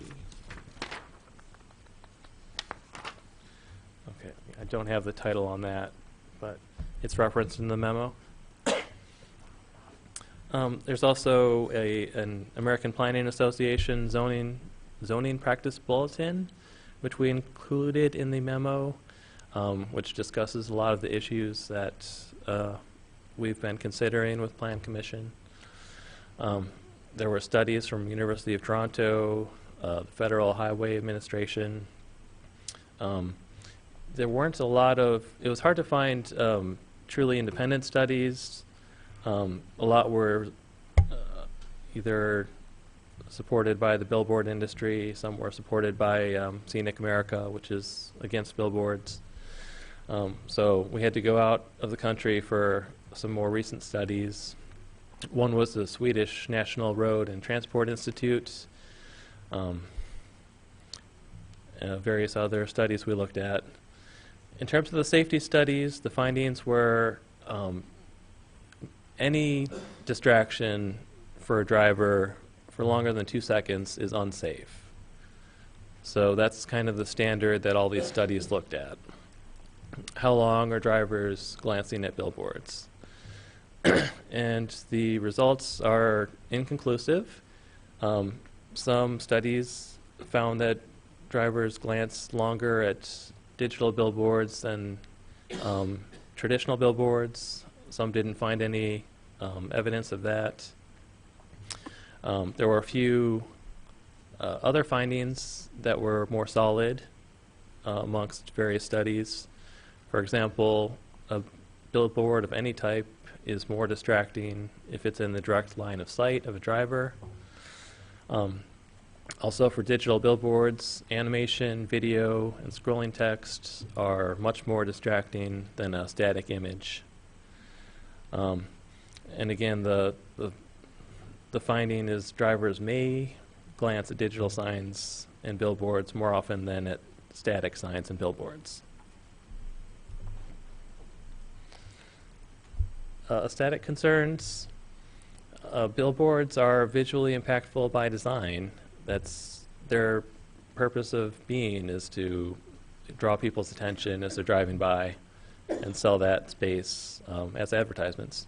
They have bright colors and graphics. They're generally limited to commercial corridors, which is a double-edged sword.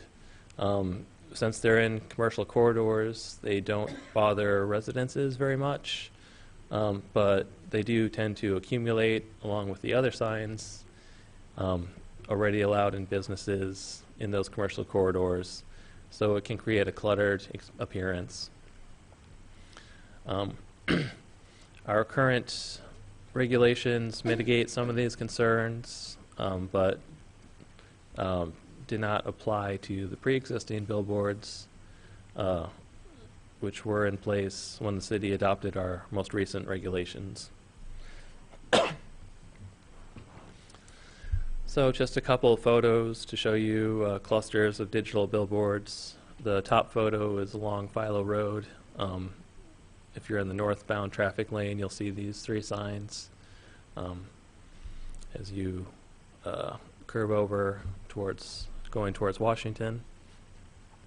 And the bottom photo is along University Avenue, heading east, approaching Lincoln Avenue. You're kind of bombarded by 6 billboard faces that you can see here. The 2 in the middle face north as well, so people coming south along Lincoln also see those.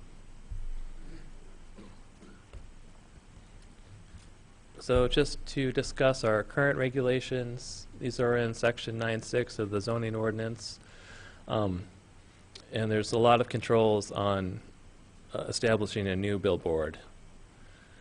They're limited to within 660 feet of certain commercial corridors, just Interstate 74, University Avenue, Cunningham Avenue, US 150, and Lincoln Avenue north of Bradley Avenue.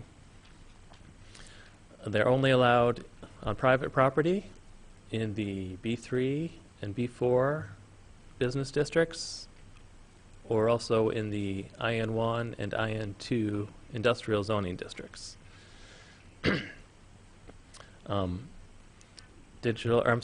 All billboards currently must be at least 300 feet from the single and 2-family zoning districts, R1, R2, R3, and from the conservation, recreation, and education districts. They also must be at least 300 feet from historic landmarks, and they must be 1,000 feet away from existing billboards, but they may be back-to-back.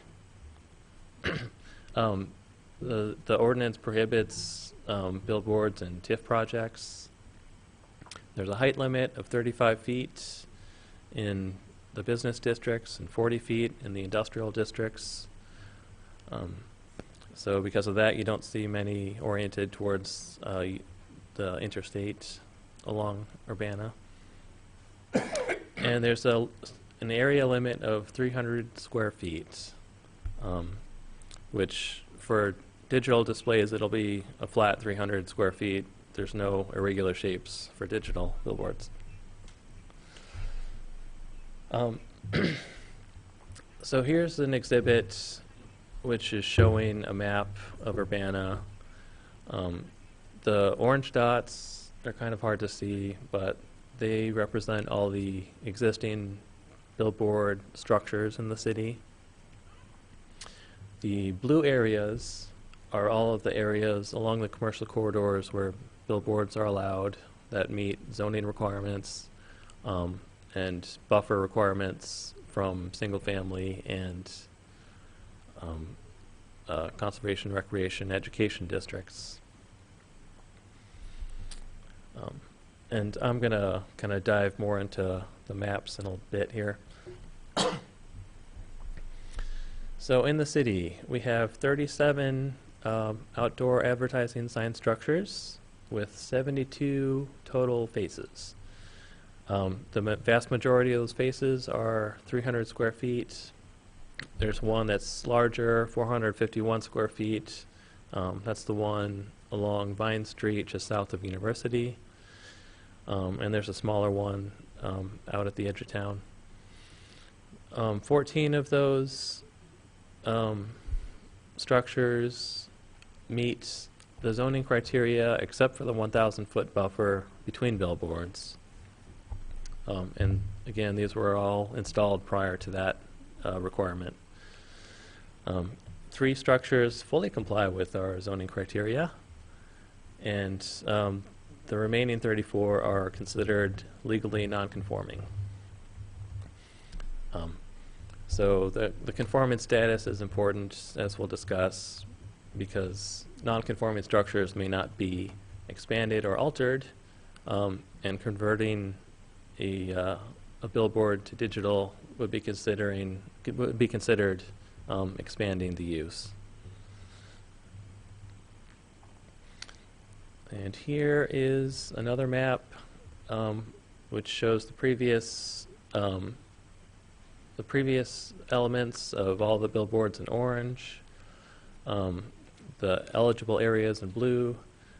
This map adds another element of the 1,000-foot buffer among or between billboards that's required. And as you can see, most billboards are within 1,000 feet of another billboard.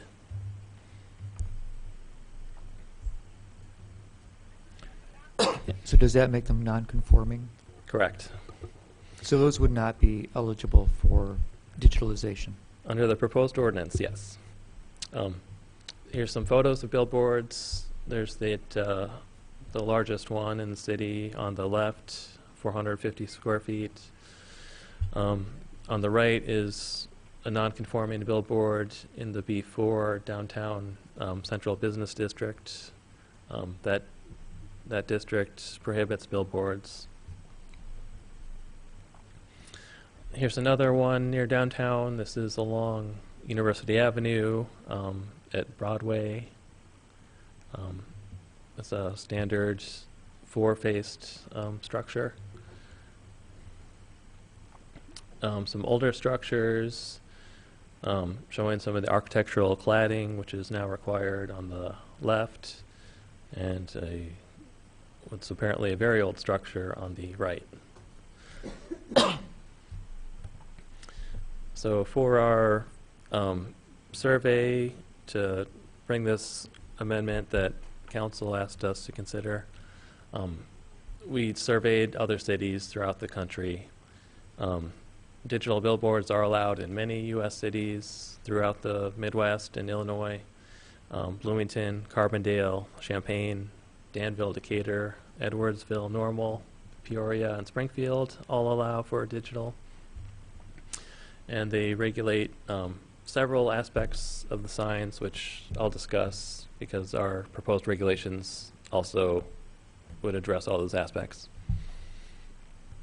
The first proposal that staff had proposed and Plan Commission recommended for approval is that a new digital billboard would have to meet all the existing regulations for an OASS, which is that list of things we talked about within 660 feet of a particular street, business zones, industrial zones, 300 feet away from single family, etc.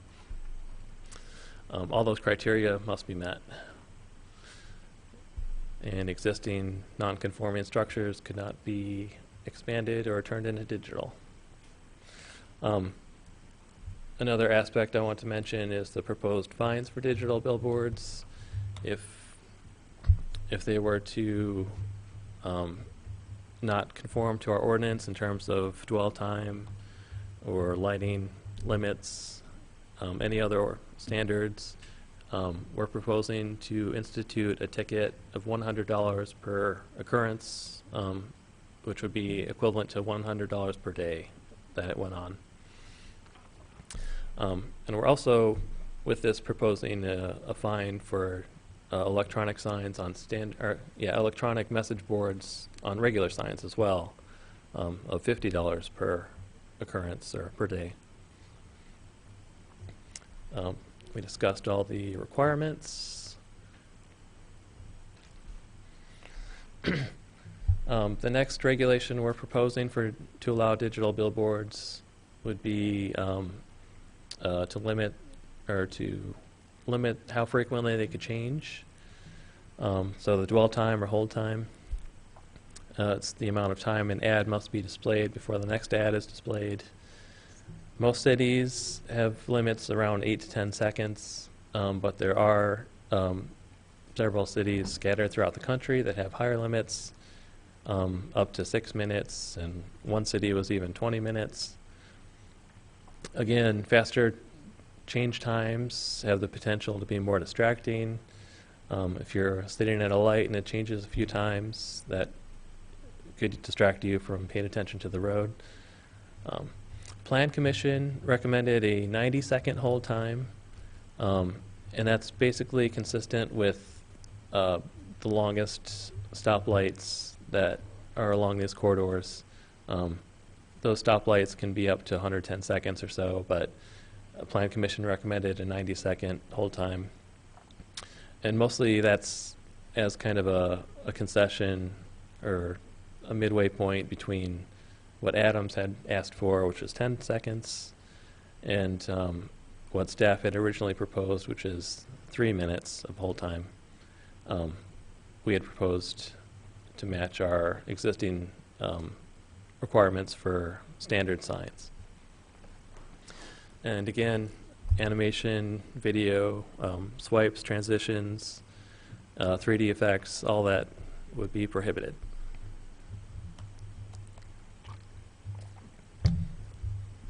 Jeff, are 3D and optical illusions prohibited as well?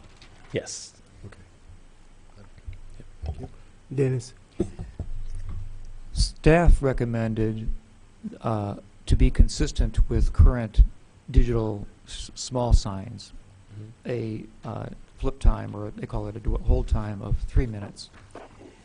How is this less important than the recommendation that comes from the Planning Commission when the consistency of the hold time was considered to be a significant importance to the staff? Yes. How does the Planning Commission's opinion somehow then trump the opinion of professional staff on this who've done research? Well, as you know, you take your recommendation from the Plan Commission, and during the Plan Commission's 4 public hearings, we talked a lot about hold times. Our initial suggestion was 3 minutes. We had Robert Myers and Danielle Mendelker review our proposed ordinance before we took it to Plan Commission. There are some experts in signage law. Robert was a former staff member here, and he wrote our current sign ordinance. They had suggested to stay consistent with our existing 3-minute hold time, just to be consistent in terms of withstanding legal challenges. There was withstanding legal challenges potentially. Yes, and in Champaign they had separate hold times for billboards versus static signs. Their hold times for billboards had always been 10 seconds, and for static signs they had a longer hold time. Once they adopted this, they found they had to bring their hold times to be consistent for all signs. So their hold times for smaller signs are now 10 seconds as well. And what is the expertise of the lady that introduced the amendment to the dwell time, the hold time? Does she have expertise in this field? Ms. Bindum on Plan Ms. Commission? Bindum, yes. What's her expertise for signage coordination? She is a citizen on our board who was presented with evidence, and she made the motion to change it to 90 seconds, and the Plan Commission agreed.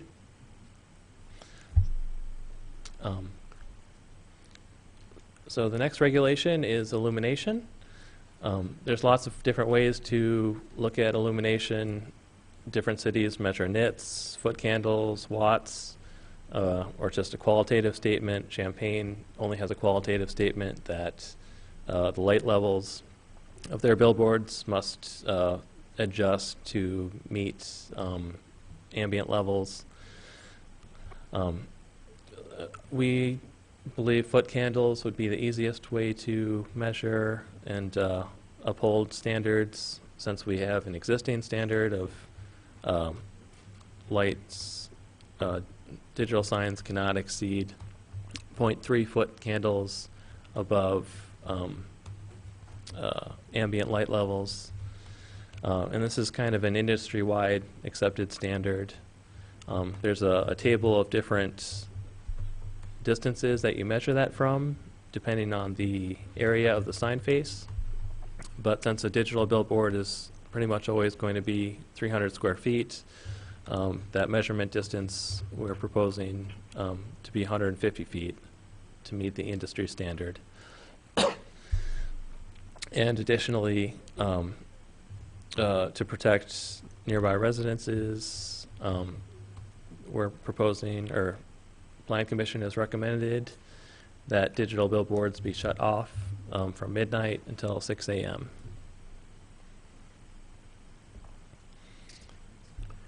Yes. Madam Mayor. Is that used by other cities too, to turn them off? We found a variety of different hours. Some cities have that prohibition at nighttime. Those hours generally are between 11 and midnight to start, and then dawn to 6 or 7 a.m. to end. Probably not Las Vegas though, right? Probably not, no. Okay, thanks. We did not use Las Vegas as the model for our ordinance. Mr. Chairman. Yes, sir. Mr. Madigan. So what's the standard in Champaign on that point? They don't have one. So here's a photo of a digital billboard in Champaign. I apologize for the quality. The exposure was kind of set to expose the full frame, not one particular area, so it's going to be, due to the nature of digital photography, the brights are overexposed and the darks are underexposed. But this is roughly what you see driving by. You see the digital billboard is pretty bright, but if you look at other sources of light like headlights, street lights, private lights, and this white triangle over on the right, I'm sorry, rectangle, is actually a wall that's floodlit. It also appears very bright compared to the road. And this one I wasn't able to accurately measure because we didn't have it, we weren't able to get it turned off. But to give you an idea, we had Adams Outdoor Advertising gave a demonstration of light level measurements. They turned off the billboard completely, took a measurement, and then turned it back on and took a measurement. Generally, their billboards are set to be about 0.2 foot candles brighter than ambient levels. So we found that's a good measurement. At our demonstration, they also showed us what 0.3 foot candles would look like. And I'm not sure if they did that for every council member who attended, but we saw that it wasn't terribly bright to have 0.3 foot candles.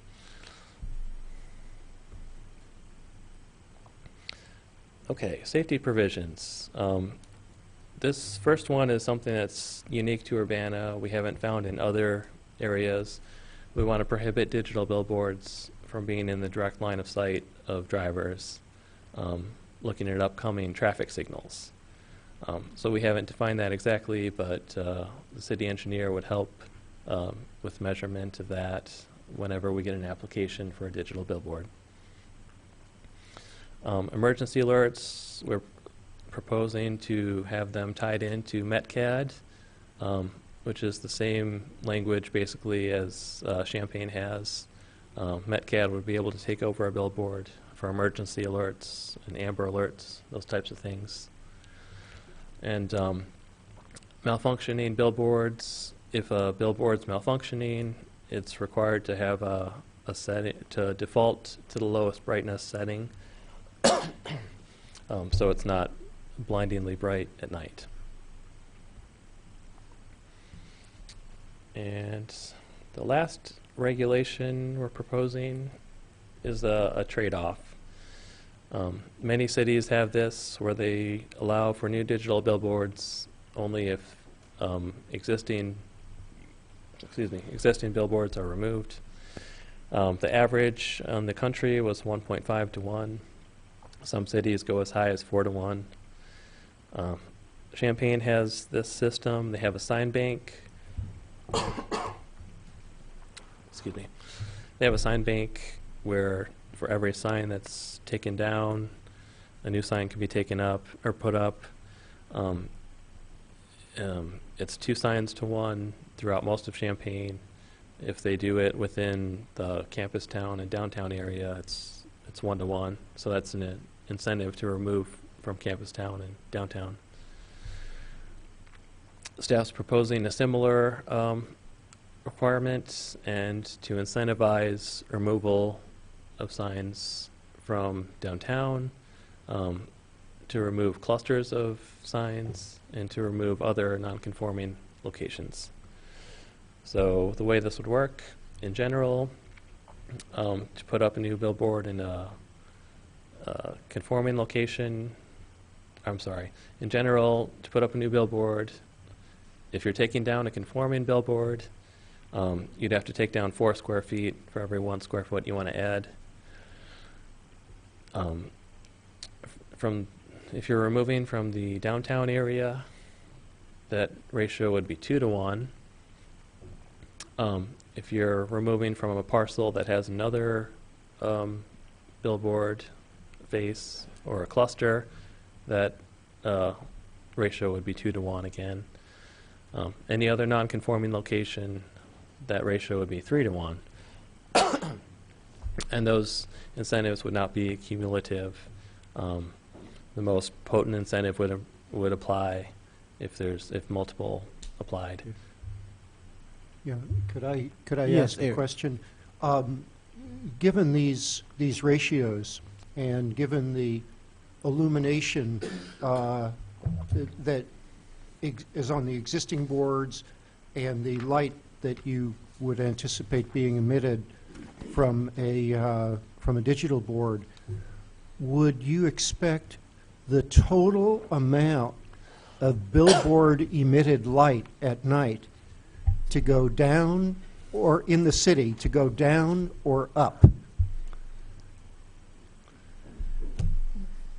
Or be That's about a the good same? question. Yeah.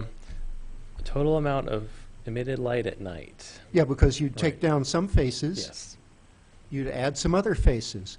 There'll be an illumination criterion which will limit the, and as I understand it, I guess it's a little bit hard to compare them because the nature of the light is different. It's from reflected light and emitted light. But I guess foot candles refers to both. Right. So will we have, do you know, just will the total amount of nighttime light pollution be more or less? Of course, it depends on which of those ratios pertain, which boards are taken down. But let's say an average of 3 to 1. We haven't done this analysis. I would guess it would be the total amount of photons would be going down. Okay. Madam Mayor. Well, you're going to have the digital ones be turned off. The regular ones are still lit all night, right? Our proposal is to only require digital to be turned off, but the practice of Adams Outdoor Advertising is to turn all of their lights off at midnight. Oh, okay, thank you. Diane. As I understand it, the ordinance as proposed requires Adams to identify the signs they want to take down and immediately, at the same time, identify where they want to put the new sign up. In other words, they can't bank some of the face square footage credit for future use. And other cities do have that sort of sign bank procedure. What was the logic behind deciding to go this way in Urbana? We just, as Mr. Kaiser had mentioned, it makes it harder for billboard companies to use all their trade-offs if there's no bank, and we thought that would further the goals of beautifying the city by reducing sign faces. Okay. And as I understand it, out of all the structures in Urbana, only 3 are fully conforming at this point? Correct. And so, do you know where those are located? I can pull them up on a map. Okay. So those are the only 3 that could be actually converted to a digital billboard under the existing ordinance as proposed? Yes, as proposed, yes. Okay. Yep. Dennis. And so when we hear from the billboard company that they have thoughts of putting billboards at a certain location, that would not possibly be, it would potentially not be even possible if we were to honor the 1,000-foot radius map that shows the pale yellow circles up and down Cunningham Avenue and on for University. So, I mean, I guess one of my concerns was hearing that you know, a proposed swipe out of faces at Lincoln and University is in their minds when this is probably one of the more second busiest intersection in Urbana. There's a train track that goes across the street. We've had fatalities at that location. So there are no reasons why we would allow that intersection to be converted into digital at this time under this new ordinance. I've actually got some examples, but to address your question, they would have to remove all the signs within 1,000 feet, all the existing billboards within 1,000 feet to establish digital at that location. Even though that might be one of the worst locations to have a digital billboard put up, because it is going to be changing and flipping depending on whatever time limit we give to it. Yeah, that would be up to council to debate if it's worth it to take down 8 signs and put up 1. And how does the interest of the city to maintain its own beautification plans come into play when we're considering introducing digital display billboards on avenues that are dedicated and have already, the city council has already adopted plans to beautify and to remove, well, just basically to beautify and to upgrade these avenues. And we've spent thousands of dollars on planning, design plans. So does it become then a question of whether we think that adding a digital billboard to that avenue is a beautification of that avenue? Well, staff's take is these corridor plans and beautification plans, they mostly address the public realm, things like closing curb cuts, adding landscaping, better sidewalks, elements like that. I haven't read our beautification plans in a while. I'm not sure if they even address signage at all. I guess I'd say... I think they do. Okay. As an urban planner that represents the city, would that be a concern for you? How that would impact the visual aspect of the entry into the city? As an urban planner, would that be a concern for you? Yeah, I think there's trade-offs to consider. So yes, visual impacts are always a consideration. They have to be, I think, because that's really what we're looking at as we drive down a city street as we enter a city, isn't it? Yes. Okay. Yeah, I have a question. Bill, go ahead, please. Related to that, when you're considering beautification and we're planting trees along the parkway, do we have some kind of agreement not to plant trees in front of billboards to block their signs? How does that work? In other words, if there was one digital, would we be able to plant more trees than if there were 4 static because we would be blocking more billboards? I'm not aware of any such agreement, so it would be possible to plant trees wherever in the parkway we deemed it best. Any other questions? Eric? The discussion of Lincoln and University, which is very, very important to me. I often use that intersection. I once had the horrible experience of getting there just after a fatal accident and saw a remnants of a fatal accident on the highway.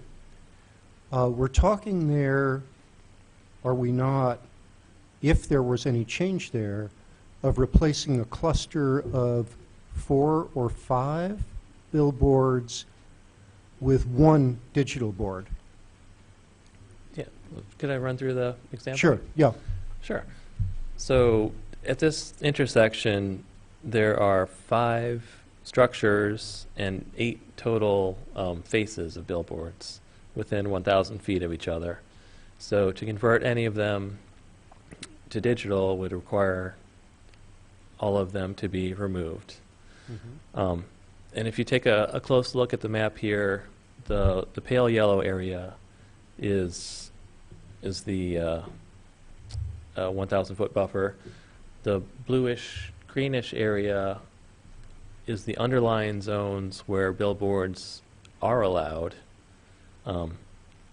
So you'd see only a couple of those billboards could be converted, although a new digital billboard could be put where that area kind of juts out here.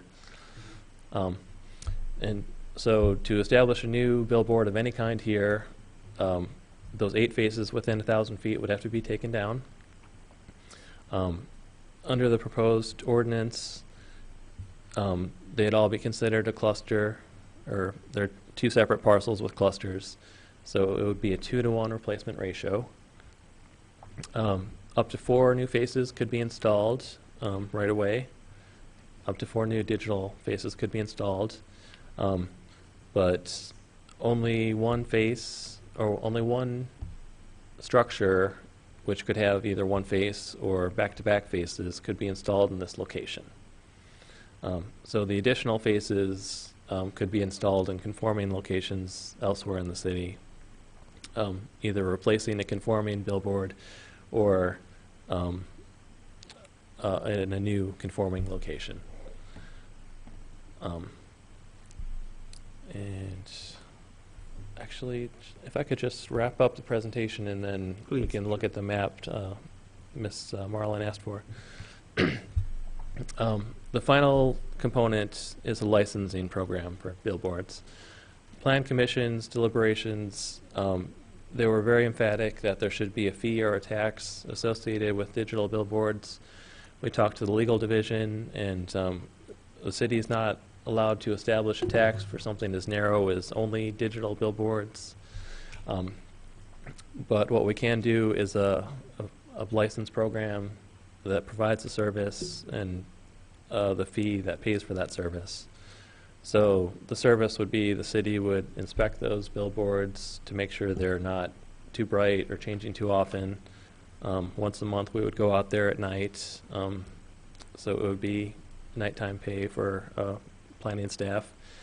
It would be about $1,500 a year for those inspections.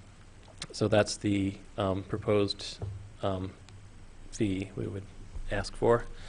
And I want to point out I did hand out an updated ordinance tonight. There were a couple minor language changes, but that's the program as described is what we would like to adopt. And again, Plan Commission had 4 public hearings. There were dozens and dozens of pages of minutes with your packet. They considered many things and voted 4-3 for approval. Diane was next. One question on the license fee, is that per annual fee per display, digital display face or structure? Per face. Per face, thank you. I don't know who was first. Well, these are the eligible. Dennis. I'll go next. We received email from one of the members of the Planning Commission who I talked to following their last meeting, who was extremely concerned about, and I think probably the reason why he decided to vote for it was his concern about the need in Urbana to somehow balance its revenue. And so he felt that it was most important to establish either a license or a fee of some type. And he says, I'm writing as a private citizen of Urbana to urge you not to act upon this proposal legislation until you have enacted a tax or revenue generated by digital billboards. During our Planning Commission discussions, I was informed by staff that the issue of revenue generation was beyond the authority of the Planning Commission and was a City Council issue. And for that reason, I urge the language attached to the Planning Commission to recommend that the City Council not enact the proposed language until it first had enacted a revenue tax on the digital billboard.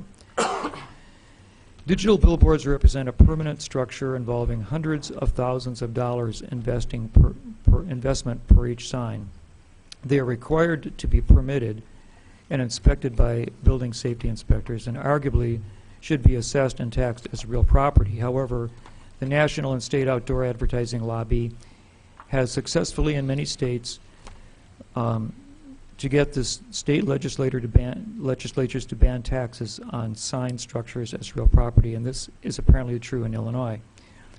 On the other hand, the outdoor advertising lobby argues that these signs are real property in federal condemnation suits when signs need to be removed from federal highway expansion. When the federal government wants to compensate them for the value of their underlying land on the grounds that the signs themselves are merely personal property trade fixtures, which could be moved to any other business site. In these cases, the outdoor sign lobby argues that these are indeed permanent structures. As a home rule municipality, the city can tax the revenue from digital signs just as they impose a hotel-motel tax on the revenue from room rental. I strongly urge the city to develop a tax on digital sign revenue for the following reasons. Digital signs need police and fire protection. Digital signs depend on the citizens of Urbana in order to become viable. Without them looking at them, they would have no value. And every business should pay their fair share. I think it is important to write and pass the revenue legislation before approving any kind of code zoning legislation. This industry has a history that I would, okay, I'm going to skip that sentence. So what is the staff's feeling about the concerns voiced by a member of the Planning Commission about not proceeding with this until we have this other issue fixed and discussed? That's the reason we drafted the licensing program language and put it first on the agenda. So is this going to be vetted in the public, other than this particular meeting? The licensing? Yeah, this proposal. This is the first meeting the public is aware of it. Yeah, okay. Okay, I think Charlie, Eric, and then the mayor. I think we'll stick with that. All right. Well, I have I have 8 questions here, and we'll start with Dennis is here. I see Jim Simon shaking his head. We do have a food and beverage tax. We do have the hotel motel tax. Why can we do those, and why can we not have a billboard tax? Because the Illinois Municipal Code allows for those particular taxes. The Illinois Municipal Code does not allow for a tax on, on digital billboards. Hotel, motel, there's a specific section in Article 8 of the Municipal Code. Could we, if we wanted to do a broader tax on all services that aren't currently taxed, as Governor Rauner may be proposing, is that something we could do under home rule? I'm not quite sure I understand your question. Okay, suppose there's a Governor Rauner. One of the things he's proposed at different times has been a tax on services. Tax on services. Services. Would this be considered a service, and could we, as home rule, enact a tax on services now? Well, I don't know if we can enact a tax on services. I mean, services typically are medical, legal, accounting, those kinds of services. I'm not sure. I've not done the research, so I can't answer that, but I'm not sure advertising, a tax on that. It could be considered a service or maybe not, because you're dealing with, the objects, the billboards themselves, and then the advertising itself, advertising company, that could be a service. If the legislature were to enact a service tax, depending on how they define the term service, would be determinative of whether this kind of activity would be. If they rendered advertising services to clients, meaning the creation of ads separate from the hosting of those ads, that very likely would be considered a service.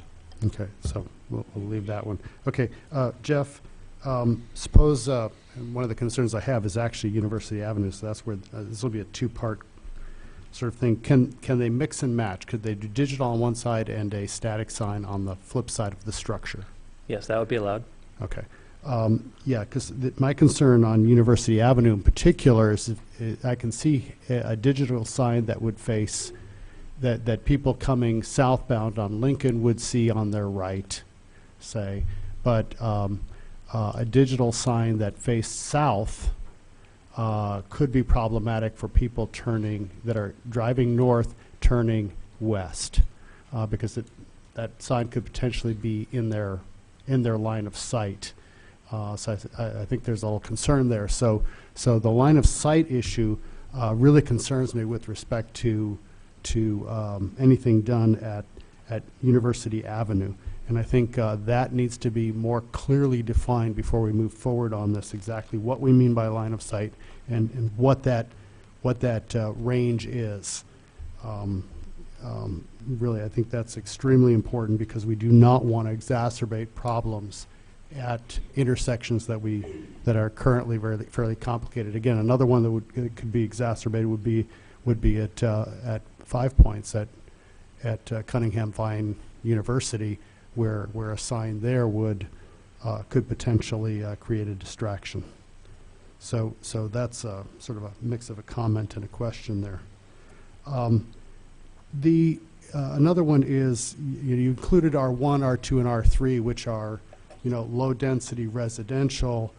To me, another low density residential is R4 because that's if you had a condo structure, 4 to 6 units would be in that same sort of category. Again, that might not be the design of those is very different from maybe an apartment complex at R5 or R6.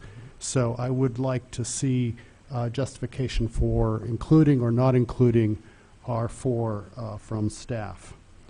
I think Bill Brown raised an issue earlier of maybe 0.25 instead of 0.3 foot candles.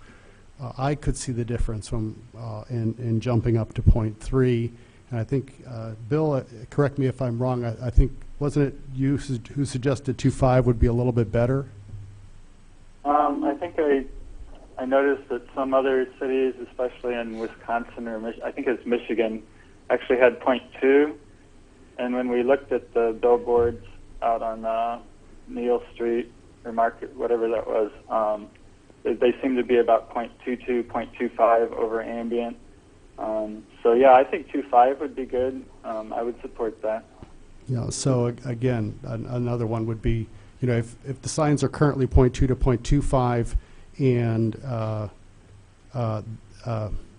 to 0.25, then I don't see why we should make it 0.3. And then one of the other issues that comes up from the previous changes that we made to the OASS ordinance had to do with, in that case, we had proposed special use.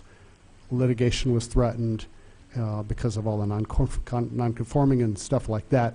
And I wonder if, in this case, for digital signs, whether special use, a special use type provision might be appropriate, where we would have a little more flexibility in considering the number of faces changed, position, location, and that sort of thing. And special use might be a more appropriate way of handling so that we could very carefully define and check all the safety aspects and other, residential aspects and so on of sign placement. So that would be a question for our attorney to look at and probably research.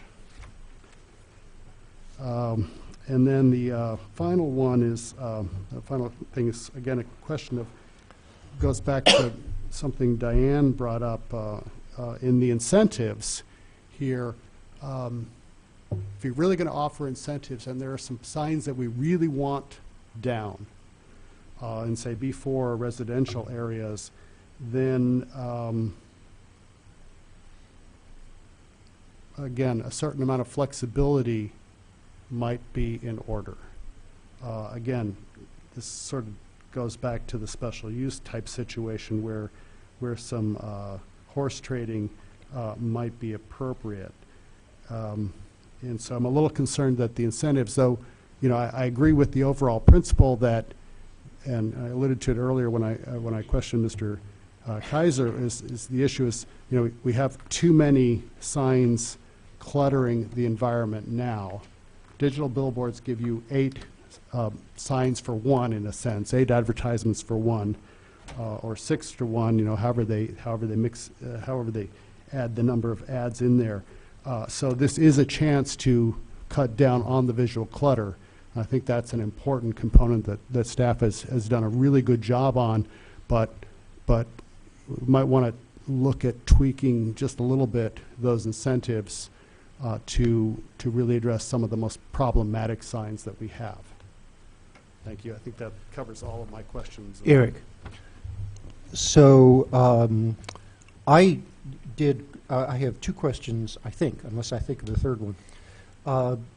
So I did, when this issue first came up, I did a lot of literature search on the safety issue, and I could not find a single study, either anecdotal or statistical, that suggested that static digital displays of the sort that we're considering cause any increase in accident rates.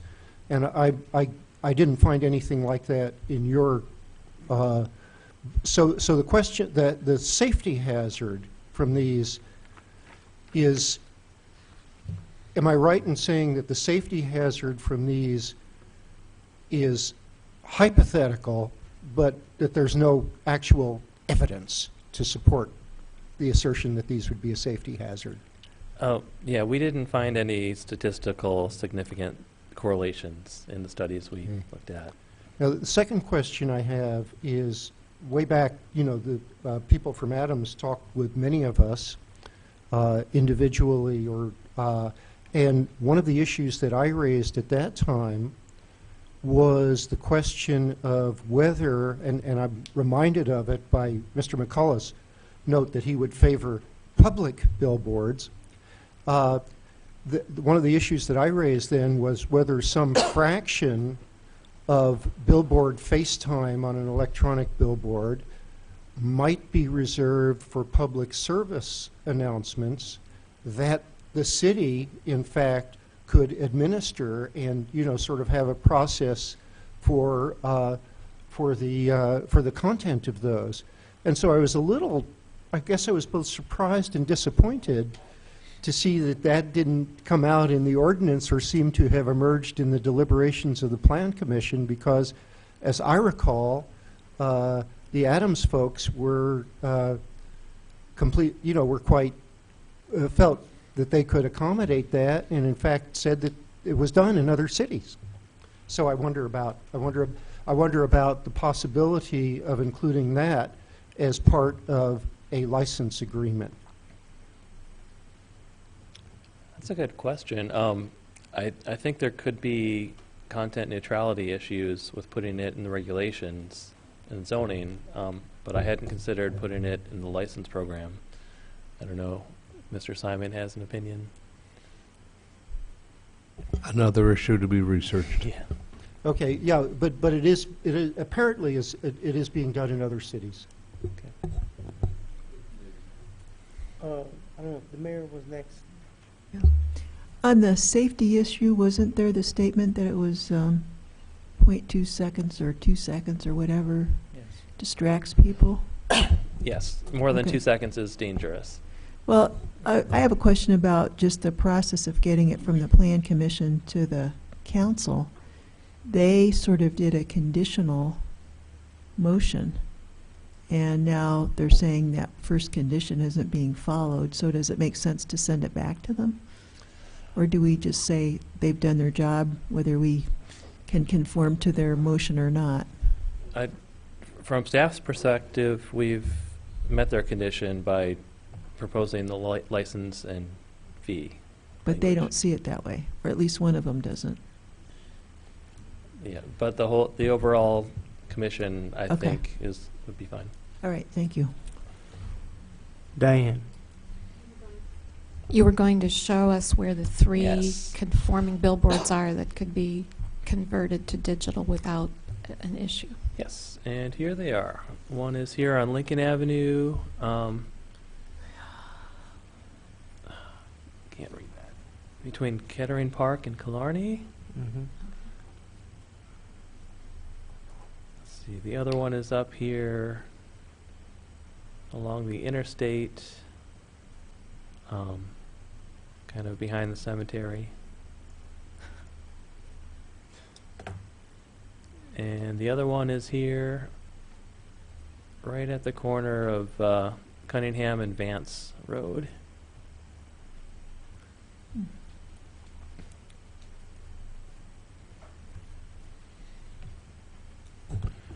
Is that all you had, Diane?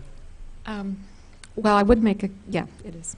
I will make a comment. Okay, so I understand, Dennis, you have something else, but we seem to be have a lot of questions that I think are actually questions that we should answer, not necessarily that staff should answer, about whether or not we should send it back to the planning commission, just various different things I've heard thus far. So it sounds like there's quite a few questions that we still have.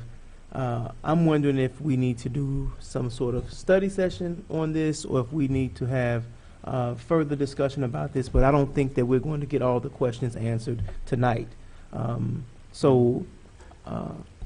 Dennis, I'll entertain what you have to say at this point, and then we'll go from there. Well, I mean, actually, I agree with you that certainly I don't think the discussion has fleshed out a lot of the problems or the potentials that might be explored. And maybe the smartest thing to do would be to make a motion that we just keep this in committee for another time and return it, send it, just retain this in commission, or in the committee of the whole. Charlie? I would agree that given the number of questions that we've asked, and I actually came up with one more here, that we get as many questions answered as possible, and that staff bring that back when they've got as many as they can, and that if we think of other ones, we need to get them to staff as quickly as possible. And another question I had too here was, given that there are 3 that can be converted just simply by right, and I assume that's a front and back, right? Is that correct? Yes. Correct. Double-sided. Is there any thought to a limit on the total number of electronic digital signs that could be placed? We do a total number of liquor licenses, and we allow them to increase.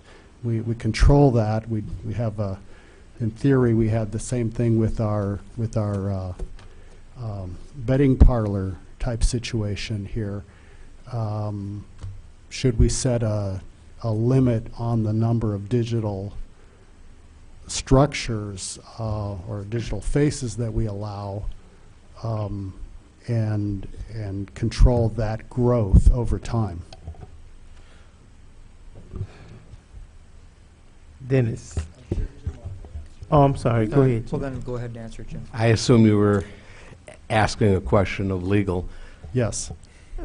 Unlike the gambling and liquor licenses, we delve into the realm of First Amendment speech. We can, to a certain degree, control First Amendment speech. It's commercial speech for the most part, has a little bit less protection than political and religious speech. However, absent the First Amendment issue and the contours and nuances of the First Amendment, take that out of it altogether, just off the cuff, without, again, doing the research. These are questions being asked for the first time, haven't had a chance to do the research. I don't see why you can't limit put a limit on the number of digital billboards and allow them to increase based on applications like you might liquor license.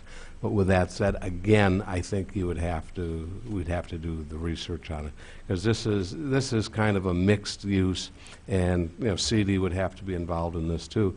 This is kind of a mixed use of land and speech, as opposed to a gambling license or a liquor license, which is pretty much use of just property. Okay, so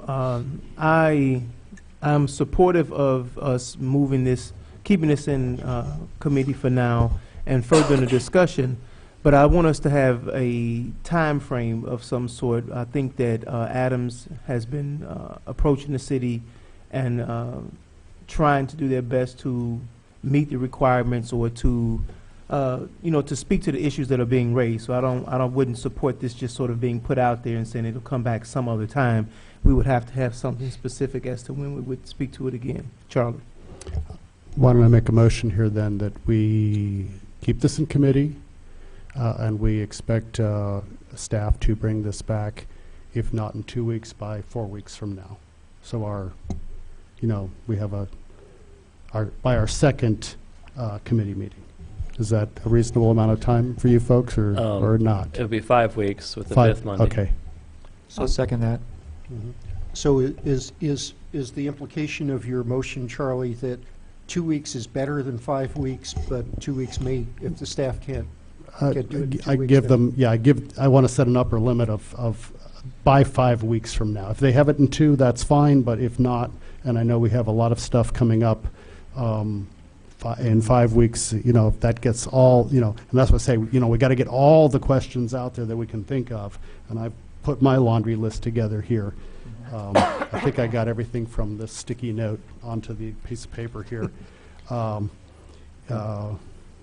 did find one more, but I'll ask. I'll ask that one privately. So the idea is, in 5 weeks for sure. If they have it in 2 weeks, fine. Michael. So I guess all I would say as a small business person who has, let me turn that on. So as a small business person who has actually bought advertising on digital signs in Champaign for the first time since I've been in business, because the more static vinyl signs were cost prohibitive for me. I am, of course, supportive of this in concept. I know a lot of folks have questions. You've been asking those questions. I get that. But I think what we ought to be doing here is we ought to be asking questions in good faith. If we are interested in continuing the conversation here, they've been exceedingly patient, Adams has, over the last 2.5 years or so, and done everything they can to try to answer questions. But I think the general question to keep in mind here is this something that they will even avail themselves of? I think right now, the way it's written, if they were to come up here and say it, but I'm not going to ask them to, I would guess that they would say that de facto a limit has been placed on the number of digital signs in Urbana, and that number is 0. I don't think it makes business sense for them to place signs in the 3 locations that have been narrowed down for them under the current ordinance. So I really think we ought to take a good hard look at the 1,000-foot radius. I think we ought to take a really hard look at the Lincoln and University intersection and about how that could really be cleaned up. I understand Charlie's line of sight discussion. I completely disagree with one sign somehow being equal to 8 faces that are individual. It's one sign that changes at intervals and would be 1/8 of, if you want to call it, the visual clutter at that intersection. So I just hope that everyone has good intentions in asking questions and trying to gather information and ultimately come to a conclusion in a final proposed ordinance that would be something that the company could actually avail themselves of. But for right now, I just think this thing is pretty much littered with poison pills that do not allow that. Charlie? I think I made an attempt there to talk about the incentive programs and some horse trading and stuff like that. I think the issue is that we probably do have too many billboards out there, that there is too much visual clutter, and if we're going to allow this, we need to take advantage of a situation and get things into more conformity. So that's why I'm going, and so I think I've tried to address this, even though I really don't like the idea of I don't like billboards in general. Okay, I'm going to be after the best possible deal for the city of Urbana here that I can get. And remember, the Plan Commission looked at this over 5 meetings. How many did they take? 4. 4 meetings. So, and given the nature of this beast and how long-term it goes into effect, we have to do this as right as we can day one. So we need to take our time and do it right. Okay, Diane. I would add to Mike's statement, we need to look at a realistic dwell time, because that's one of the poison pills that's currently in this ordinance. I mean, if you wanted to draft an ordinance that would technically allow these digital signs, but effectively prevent their installation, this is it. So we need to be realistic about this and have an honest ordinance to vote on. And then we vote it up or down, but we ought to have an honest ordinance. Dennis?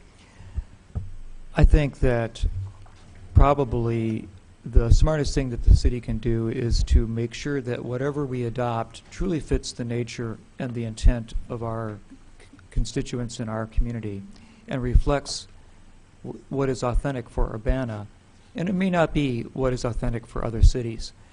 We've seen in the chart that the city staff has prepared for us a variety of choices that other communities have made concerning all the elements that have to do with the working and the erection of the signs.